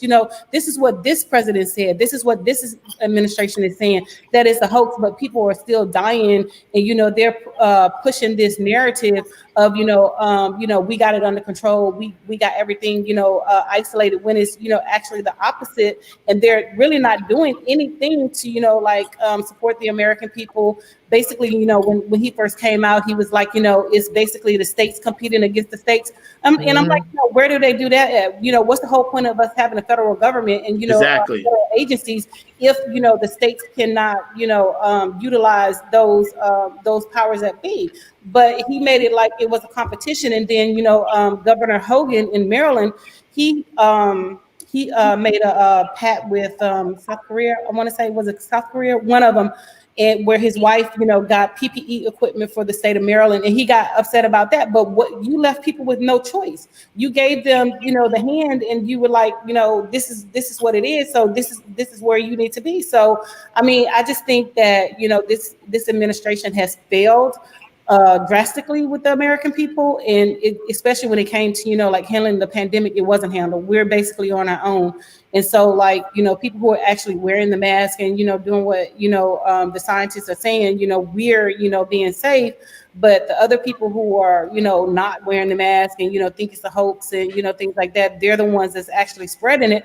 I was reading an article the other day that a child in Georgia went to school, was infected with COVID-19 based off a family member, and the child was asymptomatic, and everybody in that particular, classroom has to be, quarantined and, set aside from, everybody else. So my thing is is this going to be the norm? You're going to allow children to come to school, and then, all the other people, are at risk and, getting infected. So, everything has a trickle down effect, so if he would have done what he was supposed to do from the jump, we wouldn't be in this situation, and we wouldn't have lost almost 200,000 people. Agreed. I agree. And, I want to ask you a question since we're on this subject is, are you familiar with the recent speech that he just gave yesterday and the bill that he just signed off that he's going to, defer the taxes? And, of course, we're going to get another $200, which I'm totally against all of this stuff that he's doing, because if we do things right, we don't need this. Right. But I have to ask myself, and I've been asking economic experts over and over, where's the first $4 trillion? That's a stimulus. It's supposed to stimulate and cycle, but it's landed somewhere. There's no more $4 trillion. And now we're printing another $2 trillion. We're going to put it out. And I feel like there's some money laundering going on here. Of course. It ended up in somebody's pocket. It's not mine. Yeah. It's not yours. No, it went to their slaves. Yeah, it went to most of his friends, even with the small business loans. All of the companies that are affiliated with somebody in, the Republican Party, most of those people got the money. So that's where the money is going. And I mean, like I said, it's no transparency there. So we don't know what's what and who's getting what. We only know what they're saying, and we already know that we can't trust this president or his administration because there's no truth to what they're saying. They lied about, the simplest things. So what makes you think that we're going to be able to trust you when it comes to, like trillions and trillions of dollars? We can't, And as far as, him signing those bills, and he wants to take away the payroll tax, and people fail to realize is the payroll tax supports Social Security. And so he clearly wants to and defund Social Security. But my thing is, this is a pay into system. American people pay into this system. So how are you trying to disband and steal that money? And because that's basically what it is to me. They're trying to steal the money and basically use it for probably like military and that wall that he's trying to build and things like that, because a lot of those Republicans, for example, have stake in the military companies like Halliburton. What's his name? Dick Cheney. That's his company. So Halliburton got all those money, all that money to go over to Iraq, Iran, and rebuild and do construction and things like that. So it's about following the trail. So I always tell people, if you want to know about it, follow the money. You know what I'm saying? Anthony, I gotta tell you, I hate to interrupt you because you're on a roll, and I'm agreeing with everything that you're saying. But IBMTV, we try to be apolitical, but it's also smart TV. So I got to tell you, everything you're saying is. I'm sorry. It's smart. No, it's good. Smart. So it's good. It's good. I love it. We want to just tamper down a little bit. So here's the thing: we allow people to speak their opinion and minds, especially from education, but also it's about our own communities and how they're impacted. And I have to agree with you. This cutting the federal tax has concerned me greatly. It's one thing if you cut the workers' compensation, we don't really need it, and then make them buy more medical insurance for people. I'm all for that. It's another thing to cut the state payroll tax. We don't need it in most states. A lot of states don't have that. So I agree with you. There's something fishy going on there. But for him to get up there and say, and if I become president again, I might just cut that all together. And I'm like, and who's going to pay for the police? Who's going to pay for right? Are we not going to need it? He doesn't scared me. Are we not going to need it? Yeah, he just gives out information and things like that or whatever. I think it was it Johnson that instituted the Johnson? I think it was Johnson, the president. The tax came from Lincoln. It was Lincoln. Okay, so that they could have retirement. Because everybody doesn't have a pension. Everybody doesn't have a job that pays into a 403B or a 401k. So you mean to tell me that you would rather cut this tax and just leave people stranded or whatever, and not have any type of means and any type of like money? Because what he fails to realize is, you think the crime rate is great now. Wait until these people have no money. You know what I'm saying? So when they have no money, it's just like a rabid dog. You put a dog in a cage and don't feed that dog, what's going to happen? You know what I'm saying? So when you take away their means and you take away the little money that they do have, what do you think is going to happen? You know what I'm saying? So I don't think the thought processes are there. You know, if I do this, then, you know, I don't get the consequences of what's going to happen later, you know, in life if I take this away. You know, we need to start, you know, having conversations, and not just, you know, Democrats, Republicans as well. We need to have courageous conversations as to how we can better the country, how we can make, you know, the American people more sustainable, how we can, you know, get more money into the American people pockets. Because, you know, if you look at, let's take Chicago, for example. Chicago has a lot of crime. So what's the problem with Chicago?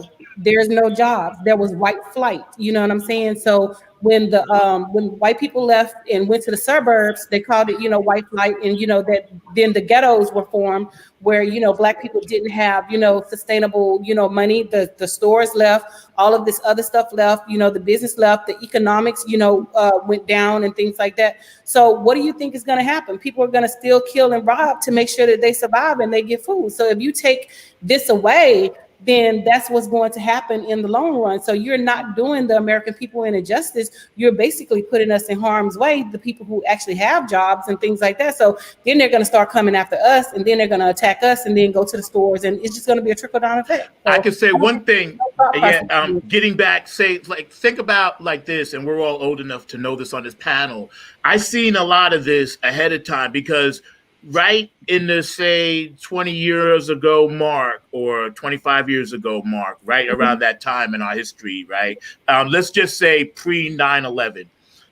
We had an opportunity in this country to really set up older people that didn't have a college education with technical jobs. And we didn't do it. And that's what happened, because at that point, and I was working in healthcare and doing music. But what happened is, and I'm agreeing with everything you guys are saying, I just wanted to jump in. What happened is when that started to happen, there were no more, everything became automated, tire factories, car companies. When that automation started, we here, all of our Democrats, Republicans, and independents, and people that just don't do nothing, all of us should have said, listen, we can see this now. So let's start training people to do these technical jobs, sit behind a computer and run the automation. And this way they will be able to sustain themselves when they get 30, 40, 50. A lot of people my age, what happened is when technology came, they lost their job. They couldn't rebound because they didn't have the skills. And I think in this country, we have to critically always think the future. We have to teach, okay, going forward, now that we made our mistakes, we have to teach young people, listen, go take a trade and still go to college. When I was in New York, the #1 school was the New York Technical School. They taught plumbing, carpeting, auto mechanics, cooking, everything that you could go out and apply a trade to. And we lost, and it was specially done, and it wasn't done for poor people, wasn't done for Black or white people. It was done because it was already in the system. And they had foresight. They knew a plumber's going to make $70,000 a year. So if you don't want to go to college and it's not for everybody, then you got a skill. You know, I know how to fix and repair my car because I learned it in auto shop. I have a skill, a fallback skill. And in this country, we did not. Those 20 years when technology hit, we were loving it. But the people in Pennsylvania, the people in Wisconsin, the people in Detroit, they were like, I can't run this automated machine because you didn't teach me. And that bothers me to this day. That was the trickle that started the wave. Because well, Zach, we had a candidate saying exactly what you're saying. His name was Andrew Yang, and he got no traction with that message. Nobody voted for him. Nobody voted for him. We had a lot of good people. I don't like the primaries the way they're done. I think we just need to vote in one day instead of, because by the time we get to North Carolina, there's nobody good left, which tells me the rest of the country votes stupid. But I know I'm horrible, but so let's think about this though. A lot of our jobs got outsourced. Okay. So a lot of my loved ones, a lot of people that I went to college with back in the 80s, you know, I actually graduated in the early 80s. We had these great and wonderful flourishing jobs and they were outsourced. So we had no money. And like you said, the white flight in Chicago, but don't forget about this one either. Oprah left Chicago. And when Oprah left, because I work in media, and one of the conversations I have in media now is when Oprah left Chicago, Chicago died. The night Chicago died. Yeah. Literally died. The economy went down, even though they have a lot of great conferences. To me, Chicago has the most beautiful zoo, literally, and it's a free zoo to the public. It's the best, well kept zoo I've ever been to.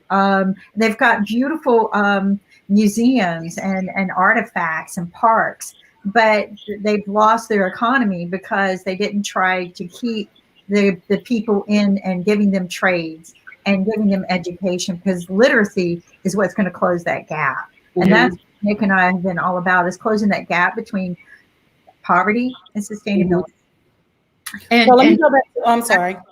That's literacy. Let me go back to what Zach was saying. So you're absolutely correct, but you got to understand, it didn't just start with the public sector. It started in the school system. So back in the 80s, I was a child. So I'm just speaking from, here and now. So what happened in the school system is they took away all of the trades and all of the, technical things and, all of the things that they used to teach us. Because I remember taking wood shop in school. I remember taking home economics. And so they taught you basic life skills. So the narrative was that we need to push education. We need to push college. So they started pushing college.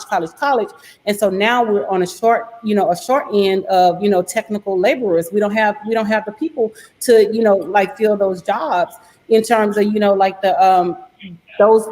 the plumbers and, things like that or whatever. The narrative was, you need to go to college, you need to do this, you need to do that in order to, achieve the American dream. And they didn't push, the technical side of it. And we already know that, everybody is not college bound. Everybody is not, they don't want to go to college. So I look at it, what is the 80-10-10 rule, where, 80% of the people are going to do one thing, 10% are going to do this. And then you have the 10% that are, you're elitist and, things like that or whatever. But, you're absolutely correct. But, also with the, when it came to the training, a lot of the training was offered. People didn't take the training. Even with President Obama, he had the, what is it called? My Brother's Keeper. For Black men, and then they also had one for Black females, and a lot of people did not sign up for those trainings. So I have this argument all the time because they're like, President Obama didn't do anything for Black people, and I was like, that's not true. President Obama implemented a lot of programs where people did not sign up for those programs, and I'm like, what did you want him to do? Go sign you up for the program, complete the training, and you get the credit for it? No, it doesn't work that way. And even with me in the education field, I know that, by me being an educator and also working in mental health, I know that every 5 years I have to have at least 6 credit hours in order to maintain my certification. So if I don't get those 6 credit hours, it's nobody's fault but to blame. It's myself. So, people, and I guess, when it came to, the technical jobs and, the training and stuff, I guess they didn't believe what was going to take place, but the writing has always been on the wall when it came to technology. Because even when President Trump, he said that he was going to bring coal mining jobs back, and he had all those coal miners to support him and things like that. But those jobs are basically gone, and we're not going to bring those jobs back. But at the same time, I think people need to start realizing, hey, I need to do X, Y, and Z to make sure I'm properly trained in order to, move to the next step. So I have multiple certifications, I have multiple degrees, so I can work in the private sector, I can work in the public sector, I can work in a school, I can work for a private firm, I can work wherever, so I made sure that I had enough, certifications and, degrees. So if I'm not good at this job, then I can switch to something else. You know what I'm saying? But at the same time, like I said, people have to they got to step up, and they have to take responsibility for themselves, because the writing has always been on the wall, not with the outsourcing, but in terms of the technical jobs and, moving forward with the computer and automated things. It has always been on the wall because when I was a child growing up, they tried to push girls into STEM. This is the way that you need to go. This is what you need to do. And this is what you need to be successful. Even though I do have a STEM degree, my master's is in technology or whatever, but I just don't work in it.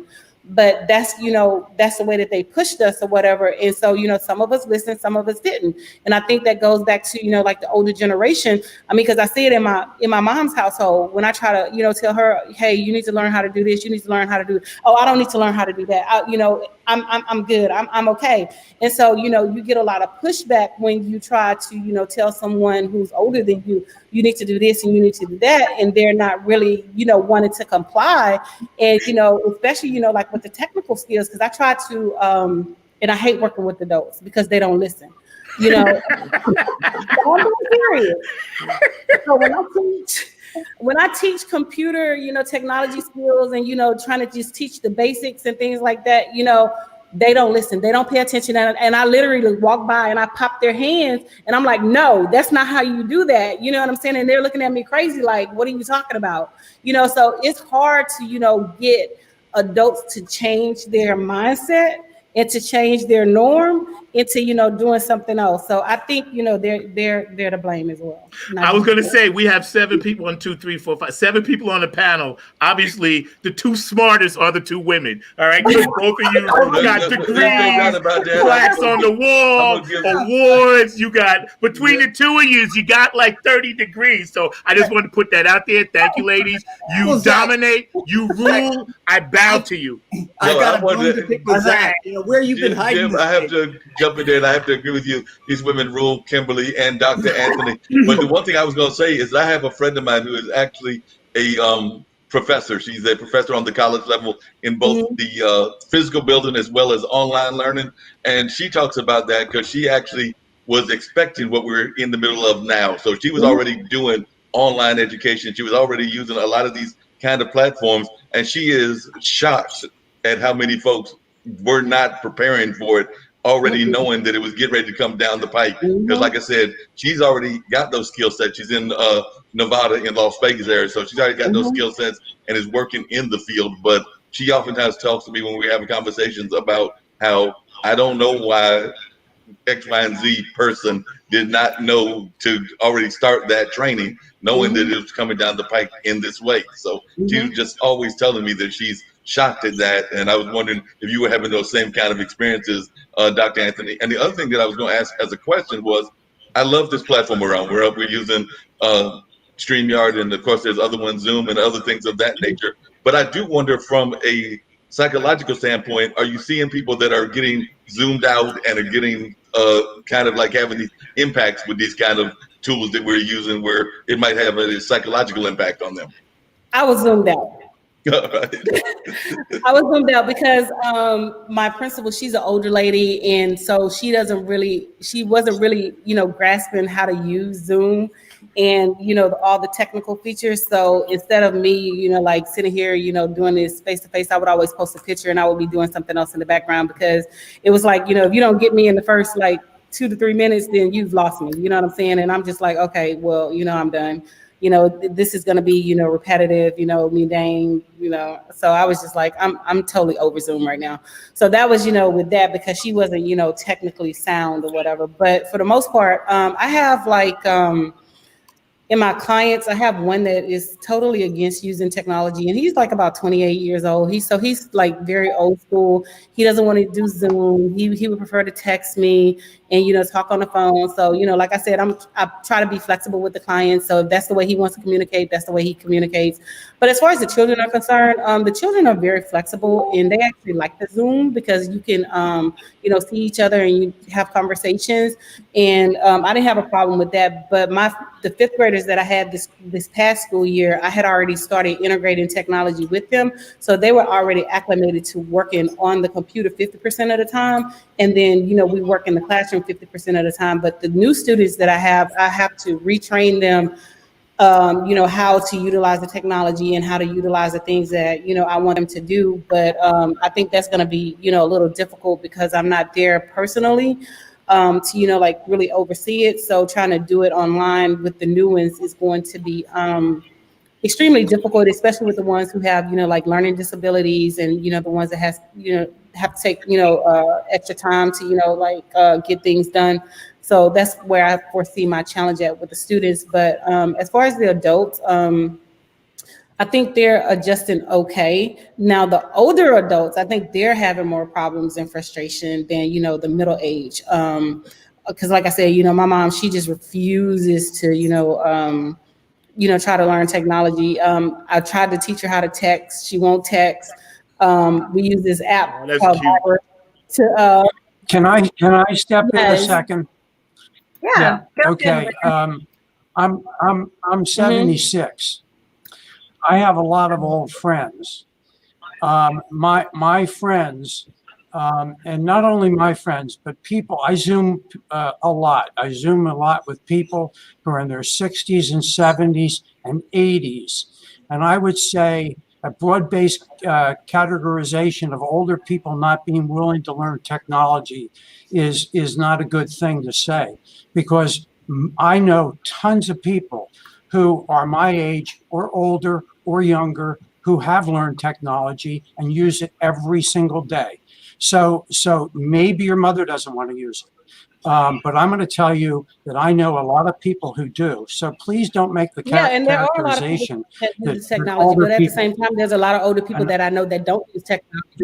There are some. You know, you're entitled to your opinion, and I'm entitled to mine, and so that's based off of my perspective. That's just only my perspective, and it's not meant to be derogatory or disrespectful. It's just based off of what I see in my community, that they don't want to utilize technology. In your community, it's awesome if they are, but the people that I deal with, the older generation that I deal with, they do not want to utilize technology. And it's just not in my family, it's across the board, because I work with a lot of people and I deal with a lot of people. So I'm speaking from my experiences and my folks that, you know, I have a direct contact with. I can say, I just jump in the middle of that. It's not saying that everybody does it. That's just like saying all Black people are thieves. Yeah, I worked in healthcare for like 20 years in nursing homes and stuff like that. And I remember, again, technology was just starting. And every time they brought in, and I worked for the Carmelite nuns for 20 years, every time they brought in a new system, when they were switching over from paper to computerized medical records, and computerized medical records had to be brought in by this other company. So there were a lot of people, older people, younger people, we all had to embrace that technology. And I agree with both of you, because you're both making the same point. Some people just didn't have it in them, whether they were older or younger, to embrace it because of the change. And then some people that were my age, and at that time I was in my mid-30s, we jumped right on it. And what helped me was because when music went digital, I had to understand technology in order to do my job, record this and that, whatever. But both of you make the same point, because there were a lot of people that were resistant. I had to train. After they trained me, I had to train my staff of 13, right? After that, there were some people that I had to give extra training to, just to get them to embrace the fear. I don't think it's because they can't. People are scared when they have to embrace change at a certain age. I know I'm 62. I'm scared to change. And like I said, I agree with both of you, because then there were people that were like, great, I got a new toy. But these were already people that had a tech background. So for them, the doctors, the nurses, the older doctors, a lot of people, they were able to do it right away because they were already on a computer at home. So I was just going to say, I agree with both of you. It's 50-50. So Zach, let me also point out that here in Pennsylvania, we have a number of technical schools that are for high school age kids to go to. So they have the choice of going to a technical school and learning all the stuff you were talking about that supposedly was eliminated in the 90s, and it hasn't been here in Pennsylvania. Okay? I know in New York they did, but I'm glad Pennsylvania is still doing it. Maybe some states they haven't, but so what I'd like to suggest is that let's not do broad brush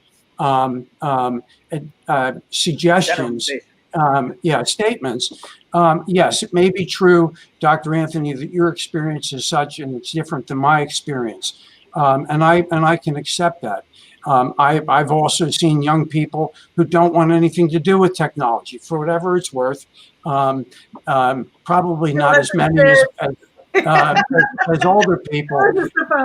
Yeah, but just jump in here. They see the different houses will actually on social media. I mean, my mom is definitely very much computer engaged. She has her own computer, a desktop, and all of that stuff, and is very much computer engaged.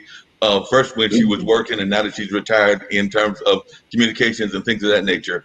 I've got multiple Facebook accounts. My mom has none, but she will check on Facebook and on other things because she knows that her sister has a Facebook account. So she will actually check using other people's accounts. She has a late sister who, one sister that's still living, that she checks using her account to see what me and my younger brother are up to and her nephews are up to. She has another sister that has passed, but that account is still up. So she will use that account because she had the password when she was taking care of my Aunt Carolyn in order to access and to keep kind of track of what folks are doing. So sometimes we think that some of the old folks might not be using social media, but they might be using it in a roundabout kind of way.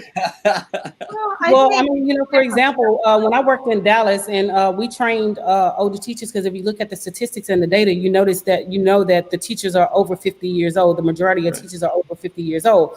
So when I trained those people, we had one lady who actually died at the computer from being so overwhelmed and, you know, about change and, you know, about using technology. So I see this every day. Yeah. So the older generation within the school system, they don't want to embrace change. You know, they don't want to, you know, use the technology.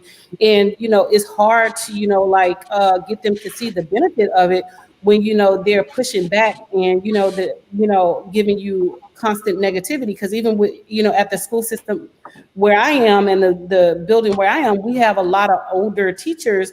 And it was a struggle for them to even, you know, like do the Zoom lessons, to do any of the, you know, the new technology and things like that. But they don't want to change, you know. And so fear of change doesn't rely on age. Fear of change is human nature. Well, that's what I mean. Fear, older, right? Fear, yeah. Older because they're older than me. So I'm saying older, you know. So, you know, I don't want to say, you know, but Dr. Anthony, I just don't understand. How did we get off of my mental health?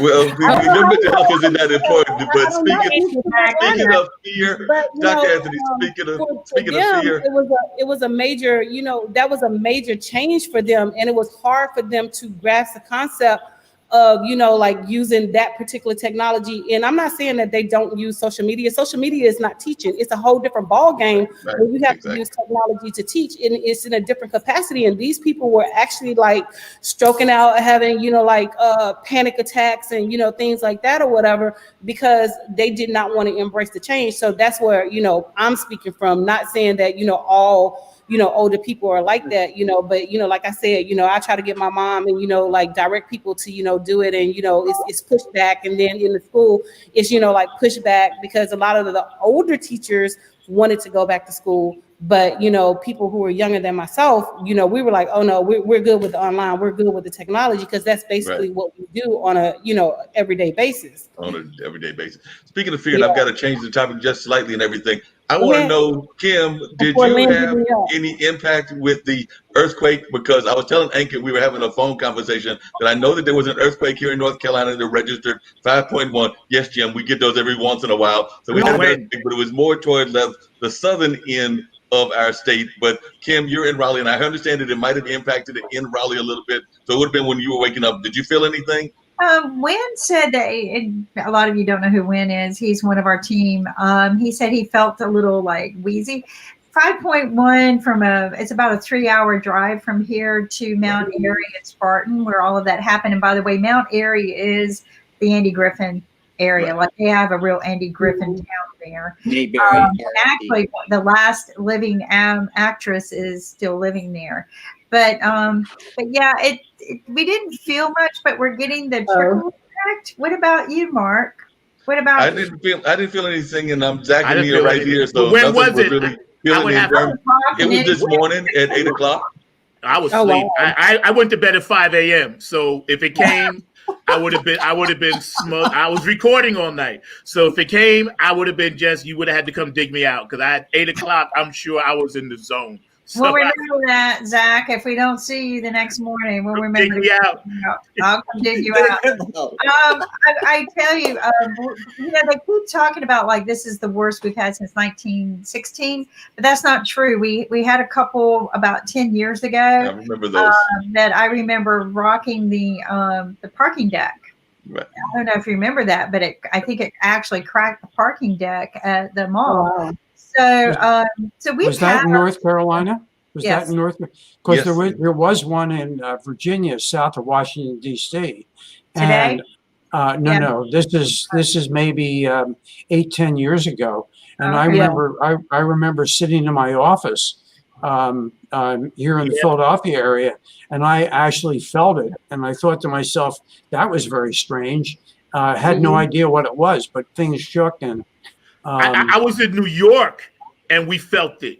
I was in my apartment, and for like 8 seconds, I was like, "Oh no!" You know, it was weird. Talk about earthquakes, please. No, because the building was leaning. Because I've never, that was my first time ever experiencing an earthquake.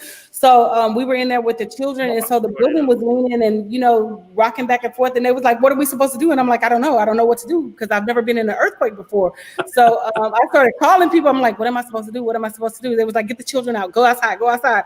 So I'm like, "Okay, well, let's just go outside." So we just rushed outside or whatever, and we stood away from the building and things like that or whatever. But that was my first time ever experiencing an earthquake. So I was like, "Yeah." Don't worry, Jim. You're good. You're good, Jim. Don't worry. We got you. My San Diego close to Himalayas basically, and Nepal got a drastic effect, and there was a big holes in Nepal, and that is close to India. And we felt tremors for like maybe 30-35 earthquakes happened. In the period of 1 month, and that was amazing because no one knows that 30-35 earthquakes happened within 1 month. And that is close to Himalayas, which is a big mountain range, and everyone was scared. And if you check out the pictures, the roads are nowhere. All the roads are dumped, and there was a big hole and all those things, and everyone was suffering. No one knows what happened, but life have to start back, and things have to fall in place. But I'll tell you something: if you check out the earthquake happened in Japan, they have an amazing pandemic team about earthquake. They know how to clear the earthquakes and how to manage it out. They are suffering like hell. The same thing happened in Hawaii as well. But I think Japan knows how to maintain and how to survive an earthquake. And we have to learn a lot of. You know, I've worked with the Japanese for a long time, and I had to work in California. My first experience, I was in the very top of a very, I forget how many floors, and the buildings sway. But they designed the buildings to sway. Right. In earthquake. And we designed telecom equipment to be earthquake. So earthquake proof, as we call it. So the ability to be flexible was built into these mainframes, so that when they were in California, we also had emergency trucks that were complete telephone switches. So when an earthquake would hit California, we would move these trucks in to replace the network switches. We were able to use those trucks, get this, from when 9/11 happened. And we were able to haul in the trucks and make sure connectivity happened.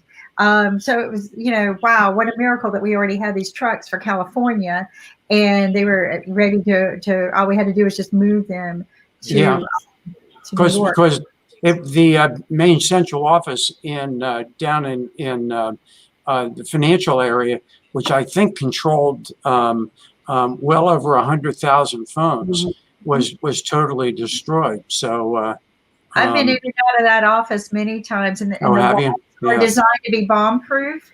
Okay, and what I mean by bomb proof is there's several layers of regular block.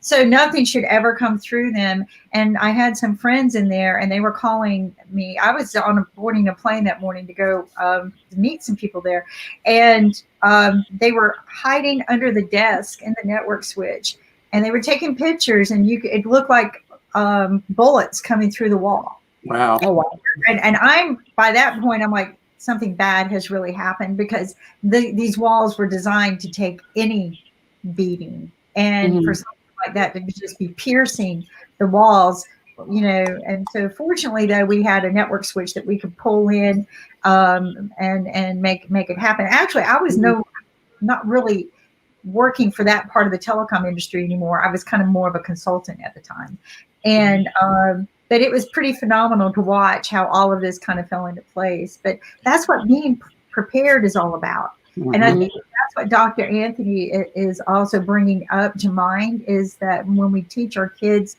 certain things about, today we have to be prepared. We have to learn how to wear a mask. We have to teach them to be prepared, because what we're coming up against is greater than any war that any mankind can bring us. Okay, we are now at war with what the earth has to offer. And I think we have to learn to figure out how to live with it. And my vote is we all get stormtrooper suits and Darth Vader suits, and we can get back together again. You know, there was a reason for that. Science fiction has always come true, and I think they designed our clothes for us because you could just hear Darth Vader. Right. So here's the one issue that may happen if a big earthquake happens in California on the San Andreas Fault, the Socialist Republic of Northern California might actually become a separate country. There you go. See, Lynn, you got to explain that to Dr. Anthony because she doesn't know your joke about you and Jim. So you need to tell her why. So she doesn't have to. Actually, Nick was the one that started it. Yeah, Nick started it. I just have picked up the ball. You can't blame it on you. You can blame it on Nick. Yeah. Well, hey, look. He's not here today.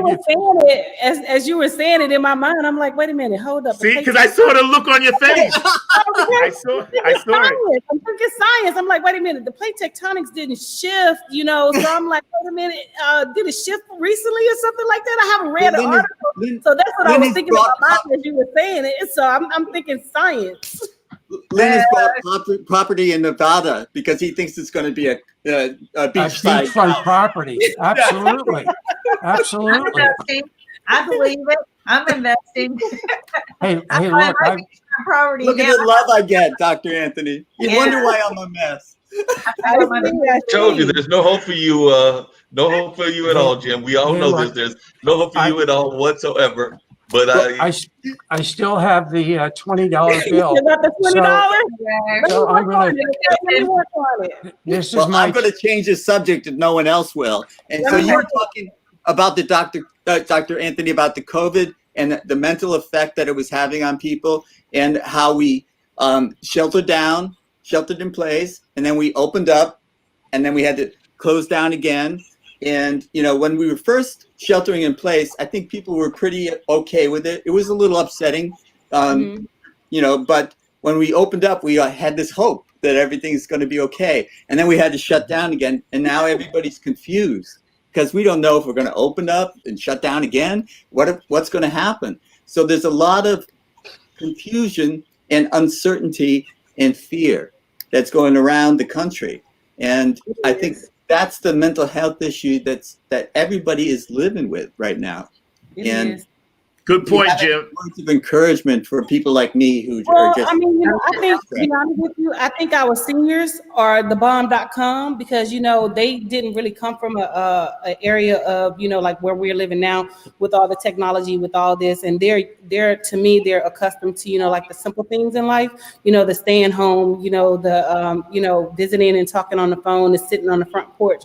But where it comes, you know, with my generation and after, you know, we're the ones that, you know, got to be out there, got to be on the front, got to be on the social media, got to do this, got to do that. So I think that's where, you know, a lot of people are having problems with their mental state is because they're not used to sitting down. They're not used to slowing down. And so sometimes I think, you know, people just need to go out and smell the roses and just, you know, take a step back and just enjoy life as, you know, we once knew it, not, you know, the hustle and bustle, because right now they're not getting the hustle and bustle and they're like, oh my God, I don't know what to do. You know, I'm used to going to Starbucks. I'm used to doing this. I'm used to doing that. Free. You know what I'm saying? Get Starbucks order. You know, we can learn a lot. Age does that. We learn to breathe, right? We learn to say, okay, we've been through things. And that's my thing. You can learn a lot from older people. And I love, you know, talking to, you know, like elderly people. Because when I used to live in Louisiana, I used to go to the nursing home and just sit and communicate with them and just talk and, you know, just listen to their stories and just, you know, learn things.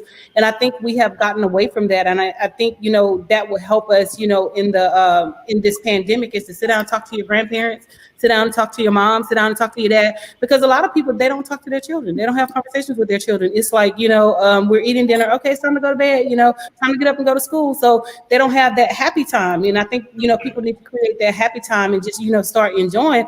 I mean, because you know, even now I just sit and I lay down on my bed at my mom's house and I just sit and let her talk and, you know, I just listen.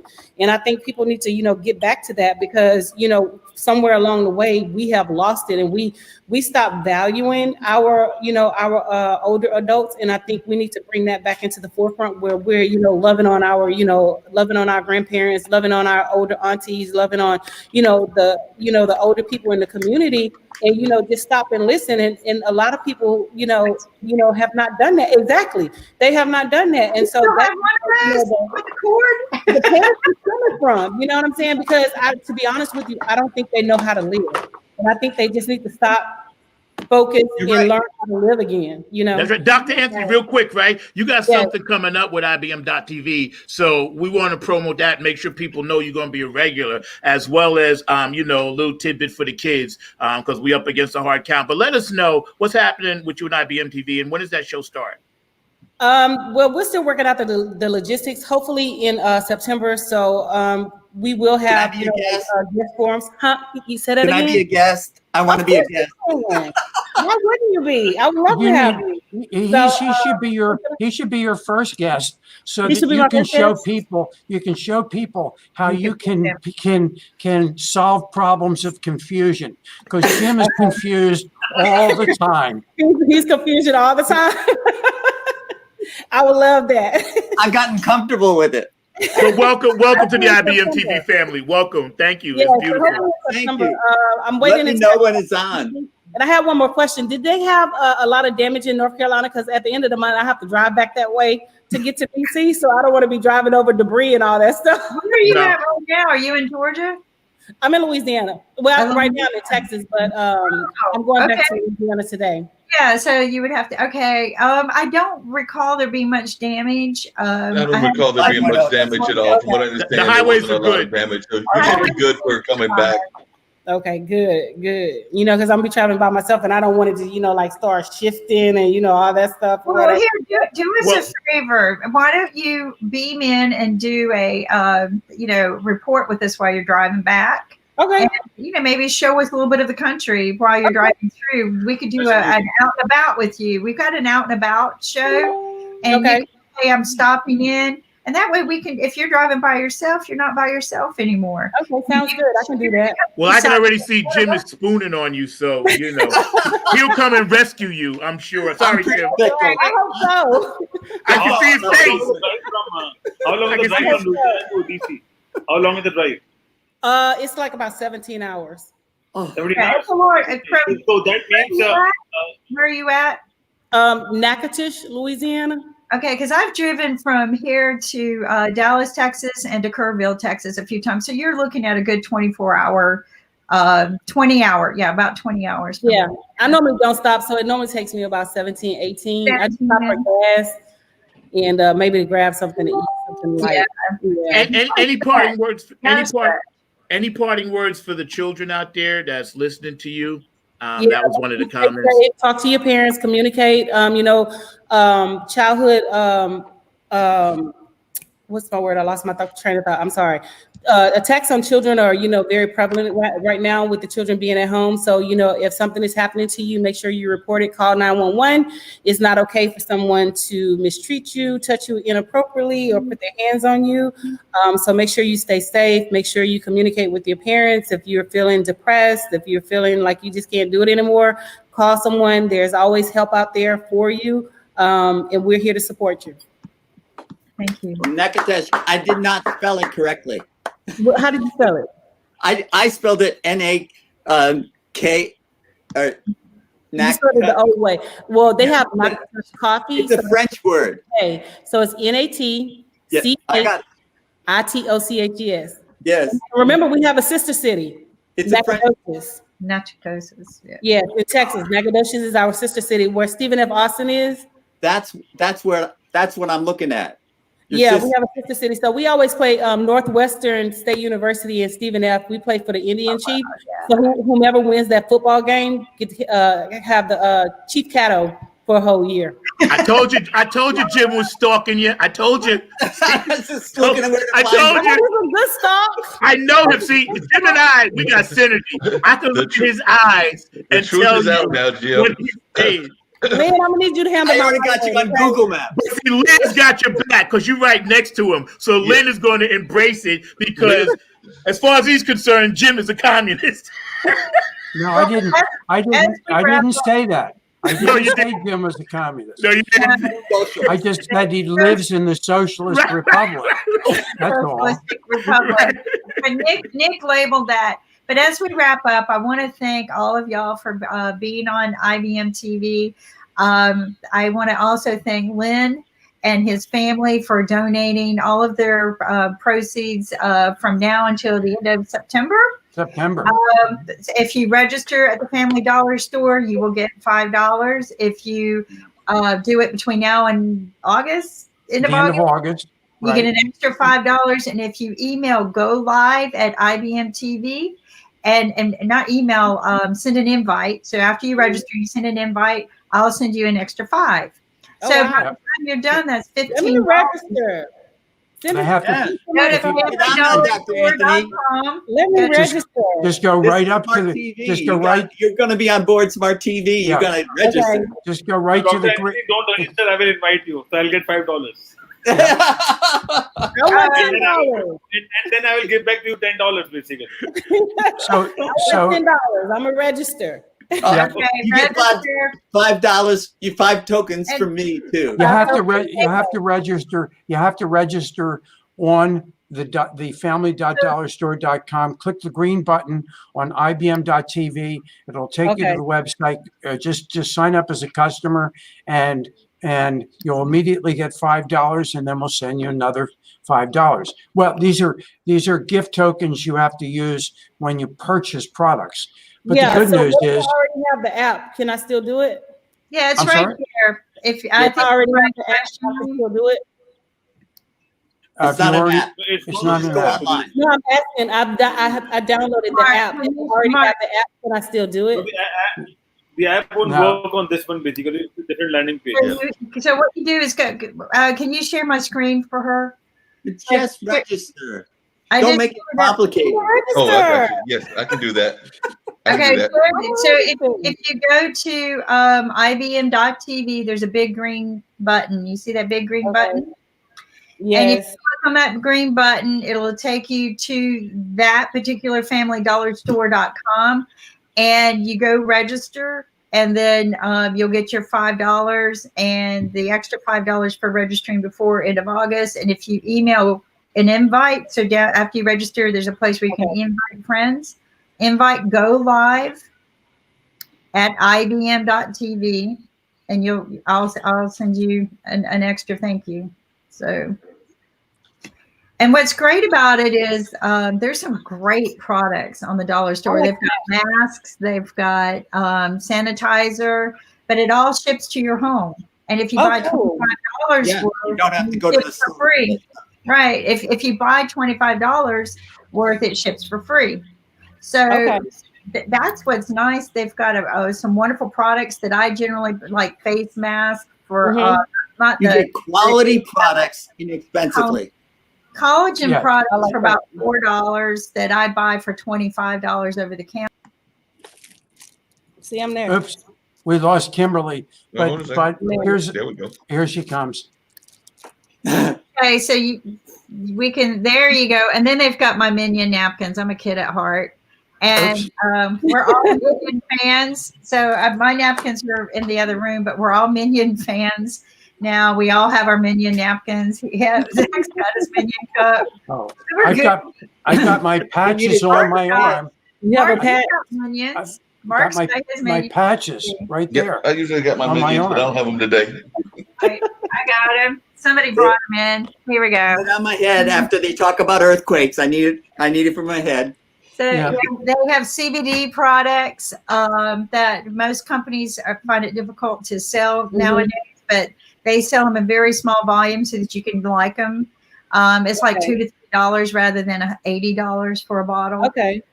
So and Dr. Anthony, as a teacher, Dr. Anthony, as a teacher, you'll probably love. They do have some things for children and things of that nature, but they also have cookies because I'm known as the cookie monster of the crew. So they do have cookies. And I know there's a lot of folks here, including yourself, that can remember back to their college days. And we all lived off of ramen noodles, and they do have the noodles and other things that are available. They do. You know what? Did you notice the reaction that Dr. Anthony had?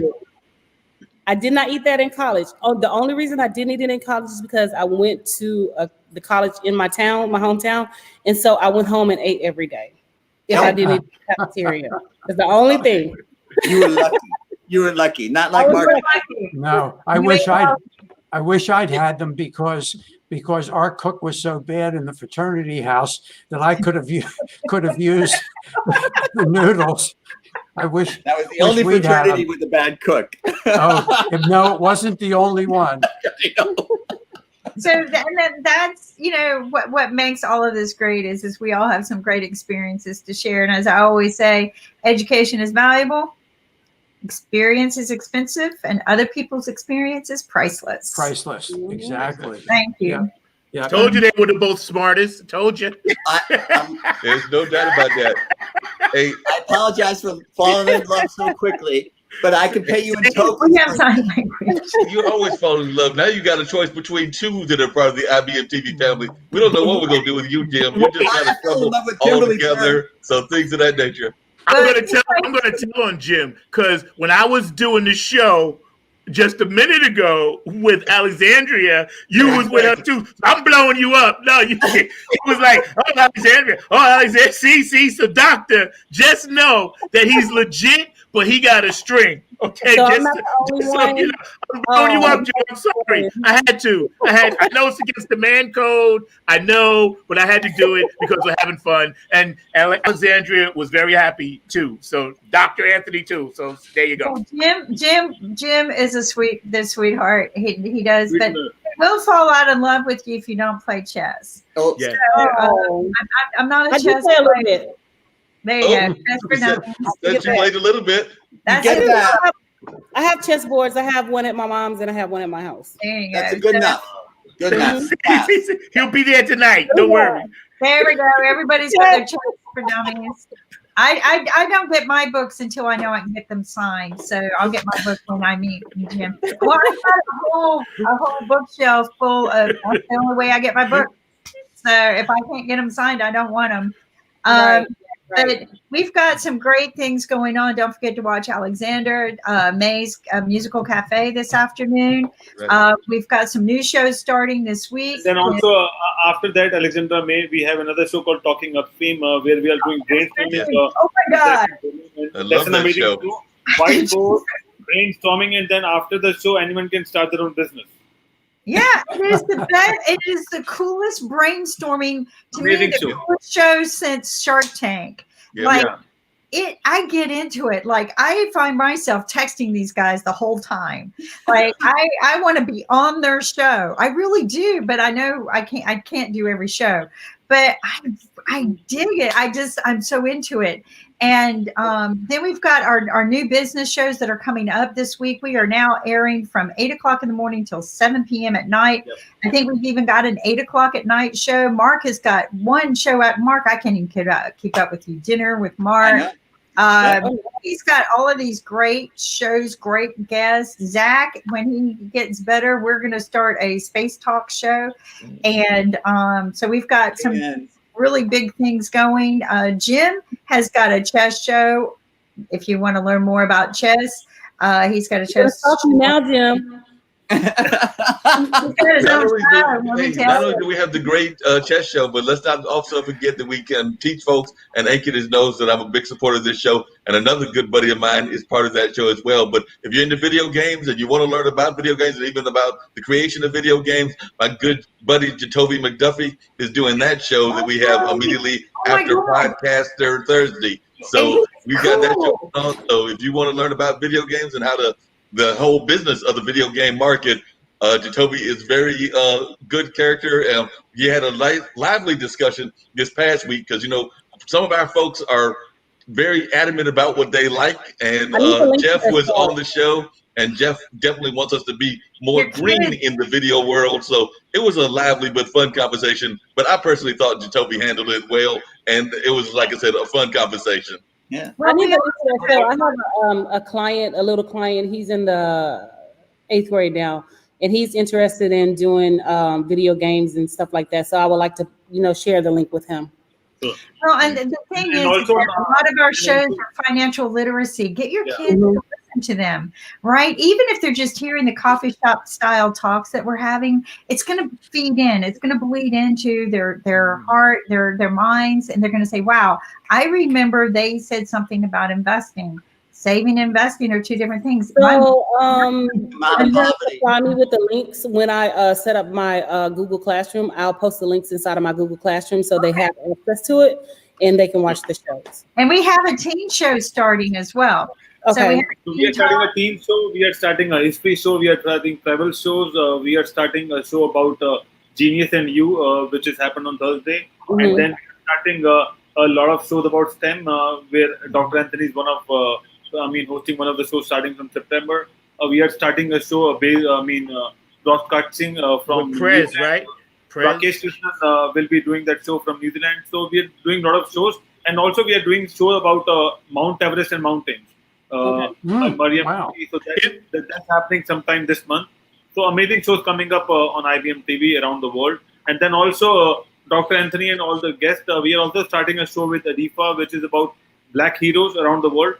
So she'll be talking to people who could be the Black heroes or who are very popular in their own field, but they're not a part of mainstream media, something like that. So we are trying to work it out. But she's based out of Nigeria, so they have a bandwidth issue. So we are just trying to fix it up that as well. So we are trying to get a lot of shows. In fact, we are also starting a show about Sharif School of Economics. That's also So it's also produced by Sharif from Malaysia. So and Okechukwu.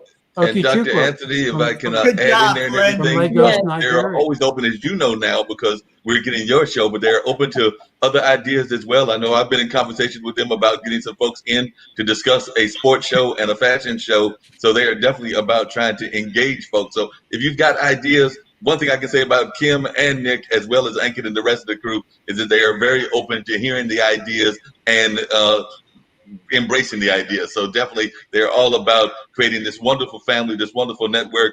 We don't have to worry about those other things that you watch on TV and everything. We're coming and we're about to take the whole market over. That's my opinion. And that's what me and Zack, because we're not that far from each other, that's what we're oftentimes talking about. So we're coming for you, and definitely we're coming for the audience. So definitely keep that in mind. And I think we're growing at a wonderful rate, and just wanted to share that. So, Ankit, I'm starting to worry about your mental health. How are you doing all these shows? I'm starting to worry about your mental health. Well, that's where don't worry about mine. I was already having a little bit of touch of craziness, but I like having a touch of craziness in my life. Oh dear, you two are funny. But y'all have got the same mindset going on here. I love it. I love it. Scary. Yeah, it is. It happens to Ankit and I all the time. I wanted to tell you one more interesting story. So how I met Dr. Anthony. I was backstage trying to set up the show, and Zack joined another show. He was with Kim, and then we started talking to Dr. Anthony. And then the time I started, I thought that I have to invite her and invite or maybe offer a show on IBMTV. It just maybe within 15-20 seconds, I've decided that I have to do it. And then I was just trying to talk Zack that how should I do it? How should I talk to Dr. Anthony and things like that? What she will say and all those things. But she was very humble, and she said, okay, let's do it. She just wanted to understand what we are doing on IBMTV. And she's a powerhouse and a powerful voice, and I think we can do amazing. That was a funny day because I was on the link and I'm sitting there just chilling, watching Kim, and I was like, okay, they're running a little over.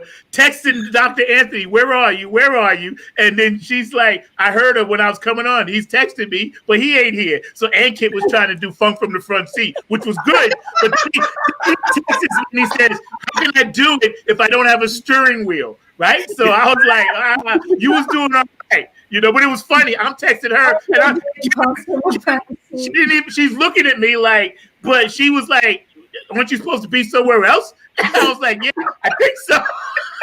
I remember that day because it was me. And Ankit's texting me, and I'm like, but I'm where I'm supposed to be. But then I didn't see you, but then it worked out well. Yes. Yeah, you were like, aren't you supposed to be somewhere else? And I was like, I think I'm in the right spot. But that was funny. That was funny. Well, That's what people ask me all the time, Zach. Aren't you supposed to be somewhere else?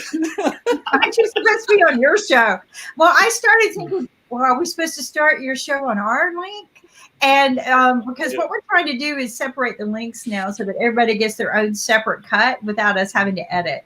And that's what this has allowed us to. Here we are live talking about what we do.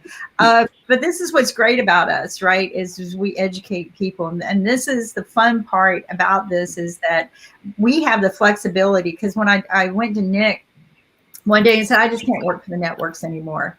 They are bleeding us. They're wearing us down. They're never satisfied. And you have to do everything precisely to a cut. And it's draining. And I wanted something more positive and a means to distribute for people who weren't getting an opportunity. Like that, there's a lot of good content here, but they can't get that distribution.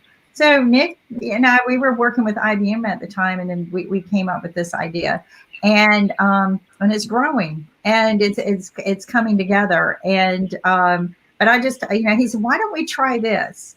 And so we were literally the first to come out with the Zoom type platform for TV. And nobody was doing it until after COVID. But we've been doing it for about a year, just trying to work out the kinks, make sure it flows, and stuff like that. So it's been exciting. But all of this is about allowing what I call really good content that doesn't get to make it to mainstream, allowing that an opportunity to grow beyond the borders. Okay, because IBMTV isn't just the U.S. We are everywhere. I received a phone call from someone who, does business in over 100 countries, and he told me, "You're everywhere now." He's supporting us, and he's the head of the International Chamber of Commerce, and so we're able to not just bring in that content here to educate. We're able to educate out. So your voice is very strong, and we're thankful that you're with us. Yeah, here we are. Yeah. But Ankit says he's in India, but I know Ankit.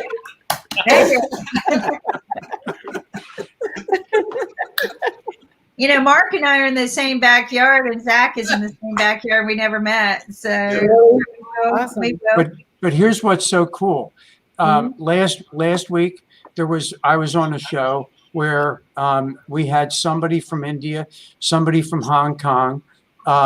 There was actually Okechukwu, who is from Lagos, Nigeria.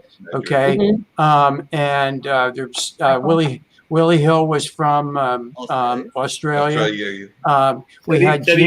We had Jim from the Socialist Republic of Northern California. We had Ben Coates from England. I've had somebody I've been on a show with somebody from Budapest. And of course, lots of people from India. Yesterday, Dr. Sagu, and the day before, Dr. Tula. Which are really great people. IBM TV has wonderful, wonderful shows with wonderful people. Even Jim, I have to admit that Jim is a great guy. That's hard for me to say, and I want you to know that, but it is. Oh, that's sweet. Yeah, and Alexandra is wonderful. Oh my goodness! And so. I mean, just people from all over the world. It's not just. Sasha. Don't forget Sasha. He's been with Sasha from Toronto. Well, he and I are Russia going to, and Toronto. Well, Toronto. He and I are going to meet at the Niagara Falls crossing to go into Toronto, and we're going to set up a chessboard right in the middle of the customs, so that he can also play known as the Peace Bridge. Yep. He can play on his side, and I can play on my side. So I have to spend time reading Chess for Dummies. Sasha is a chess master, Dr. Anthony. So I'm in jest. Mark suggested I play him, and I was like, I'll never speak to you again, Mark, because I don't play chess. I don't even know why you said I play chess. I just play at it. but then he wants me to go up against a chess master from a world chess. So this is my friend. He's telling me, "Oh yeah, you can go play with him." I'm not touching the chessboard with that man, or even Jim, or even Lynn. I am nowhere near their caliber. You know, I can't even. Zach, you might be able to handle Lynn. You might be able to handle Lynn. He's not played in a while, so you might be able to handle Lynn with no problem at all. I can't even beat my daughters. No. But we have some amazing guests as well, because I know that Kim had the gentleman that was on the IQ Master. I forgot his name, but he was like an IQ Master, and he was a tremendous guest that we had on. I think that was Ankit 2 days ago that Nick brought on, the gentleman with the tremendous IQ that's out of Toronto. So like I said, we get all kinds of great guests, and I mean, he just was having all kinds of knowledge. And I think Jim tried to go toe to toe with him. This is gonna let you know how his mental state is, because at least you notice that Zack said that he knew better than to play chess with these chess masters. But Jim tried to go toe to toe with like basically a member of Mensa, because the guy's like that kind of IQ smart, and Jim doesn't have any fear, and he's slightly crazy, so he just went toe to toe with him, and I think you did all right. What do you think, Jim? Did you go? You went toe to toe, and I think you handled yourself. What was his IQ test? Did he reveal his score? I think somewhere in the course, I came on later, but I know it was definitely very high up there. So I think Ankit may remember the exact number, but I want to say it was definitely in those mental levels, because he talked about it at the beginning, but I came into it the middle of the conversation, so I did not hear the actual number, but I do know it was mental level. They use several scales. So Kimberly, I don't know whether you know this, Kimberly, but I got a perfect 800 or 1600 in my college boards. Sweet. Yeah, that was my aggregate score for 4 times. Oh, wow. Wow. No, remember, wait a minute. You get. And wait, is that total? You get 400. That's my total score for 4 times. Remember, you get 200 for English and 200 for math just for signing the paper. I'm clapping. Okay. I'm clapping. I went to school online. I got 3 letters from the dean's list. That was the highlight. And it was in the Obama administration, ironically, because I was like, oh, let me go back to school, get some kind of degree or whatever. But yes, but I'm clapping for anybody that got anything from college. Trust me when I tell you. You know, there are so many different levels of education and layers of education. Like we talked about earlier, there are tech schools, right? Yes. And I do not put them down. Actually, one of the most brilliant minds I was honored to interview, Mike Train.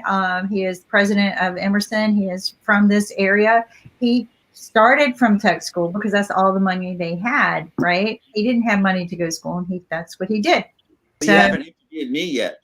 So and then yeah, I'll interview you soon. If I remember correctly, and correct me if I'm wrong, Kim, every day. If I remember correctly, either Terry Sanford or Jim Hunt or both of them were very much proponents of technical schools and community college here in North Carolina. But I do know that I want to say that both of those Democratic governors were very much big proponents of technical colleges. I actually have a relative, a second cousin that works at Durham Tech. So I, like you, also have a great deal of respect for the technical colleges. And I think that that's something that too often we don't give enough respect to, because a lot of folks don't have that kind of training.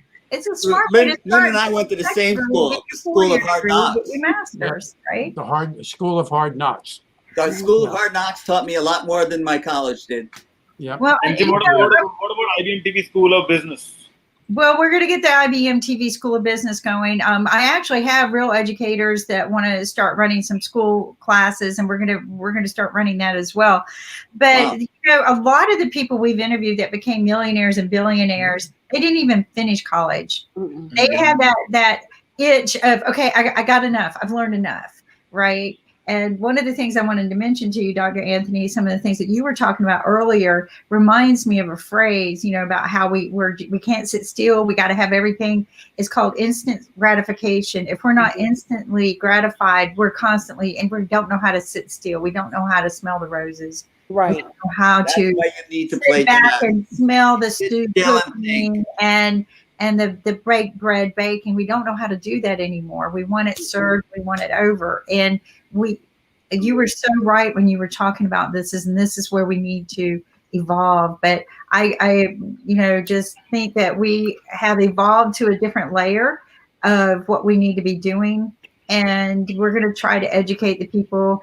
And Lynn had to leave, and I'm going to have to leave as well. Well, we're all getting ready to bounce out because it's about that time. Lynn and with an outro. Do you have an outro? That's what I'm going to say. Y'all have given me the power, so I want to know: do I run with the ambassador or do I run with the plane? I've got the power for both. So what's the vote? Do we go with the plane? I'm so jelly. I'm so jelly. I learned that word. The ambassador first, and then let's fly away. So do the ambassador. That'll work.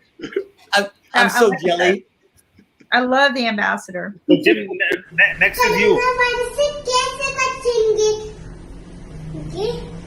Hand होकर और ऐसे अपनी खांसी जब आएगी तो ऐसे करेंगे अच्छू अच्छू और कोरोना वायरस को धन्यवाद हमारा म्यूजिक सुनने का.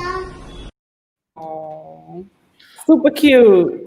Super. Oh, by the way, Dr. Anthony, a lot of people don't know this, but I'm just going to put it out there. That is actually Ankit's young daughter that is actually the ambassador. So yeah, definitely she does a great job, and we're glad to have her as part of the team as well. So on that note, I'm going to get the plane. We're going to fly on off of here, and then that's where we're going to wrap up the show. So once again, I want to thank everybody for being on. Zach, another amazing show. And of course, this roundtable was great. It was a pleasure meeting you, Dr. Anthony. And I look forward to working with you on this as well. Thank you.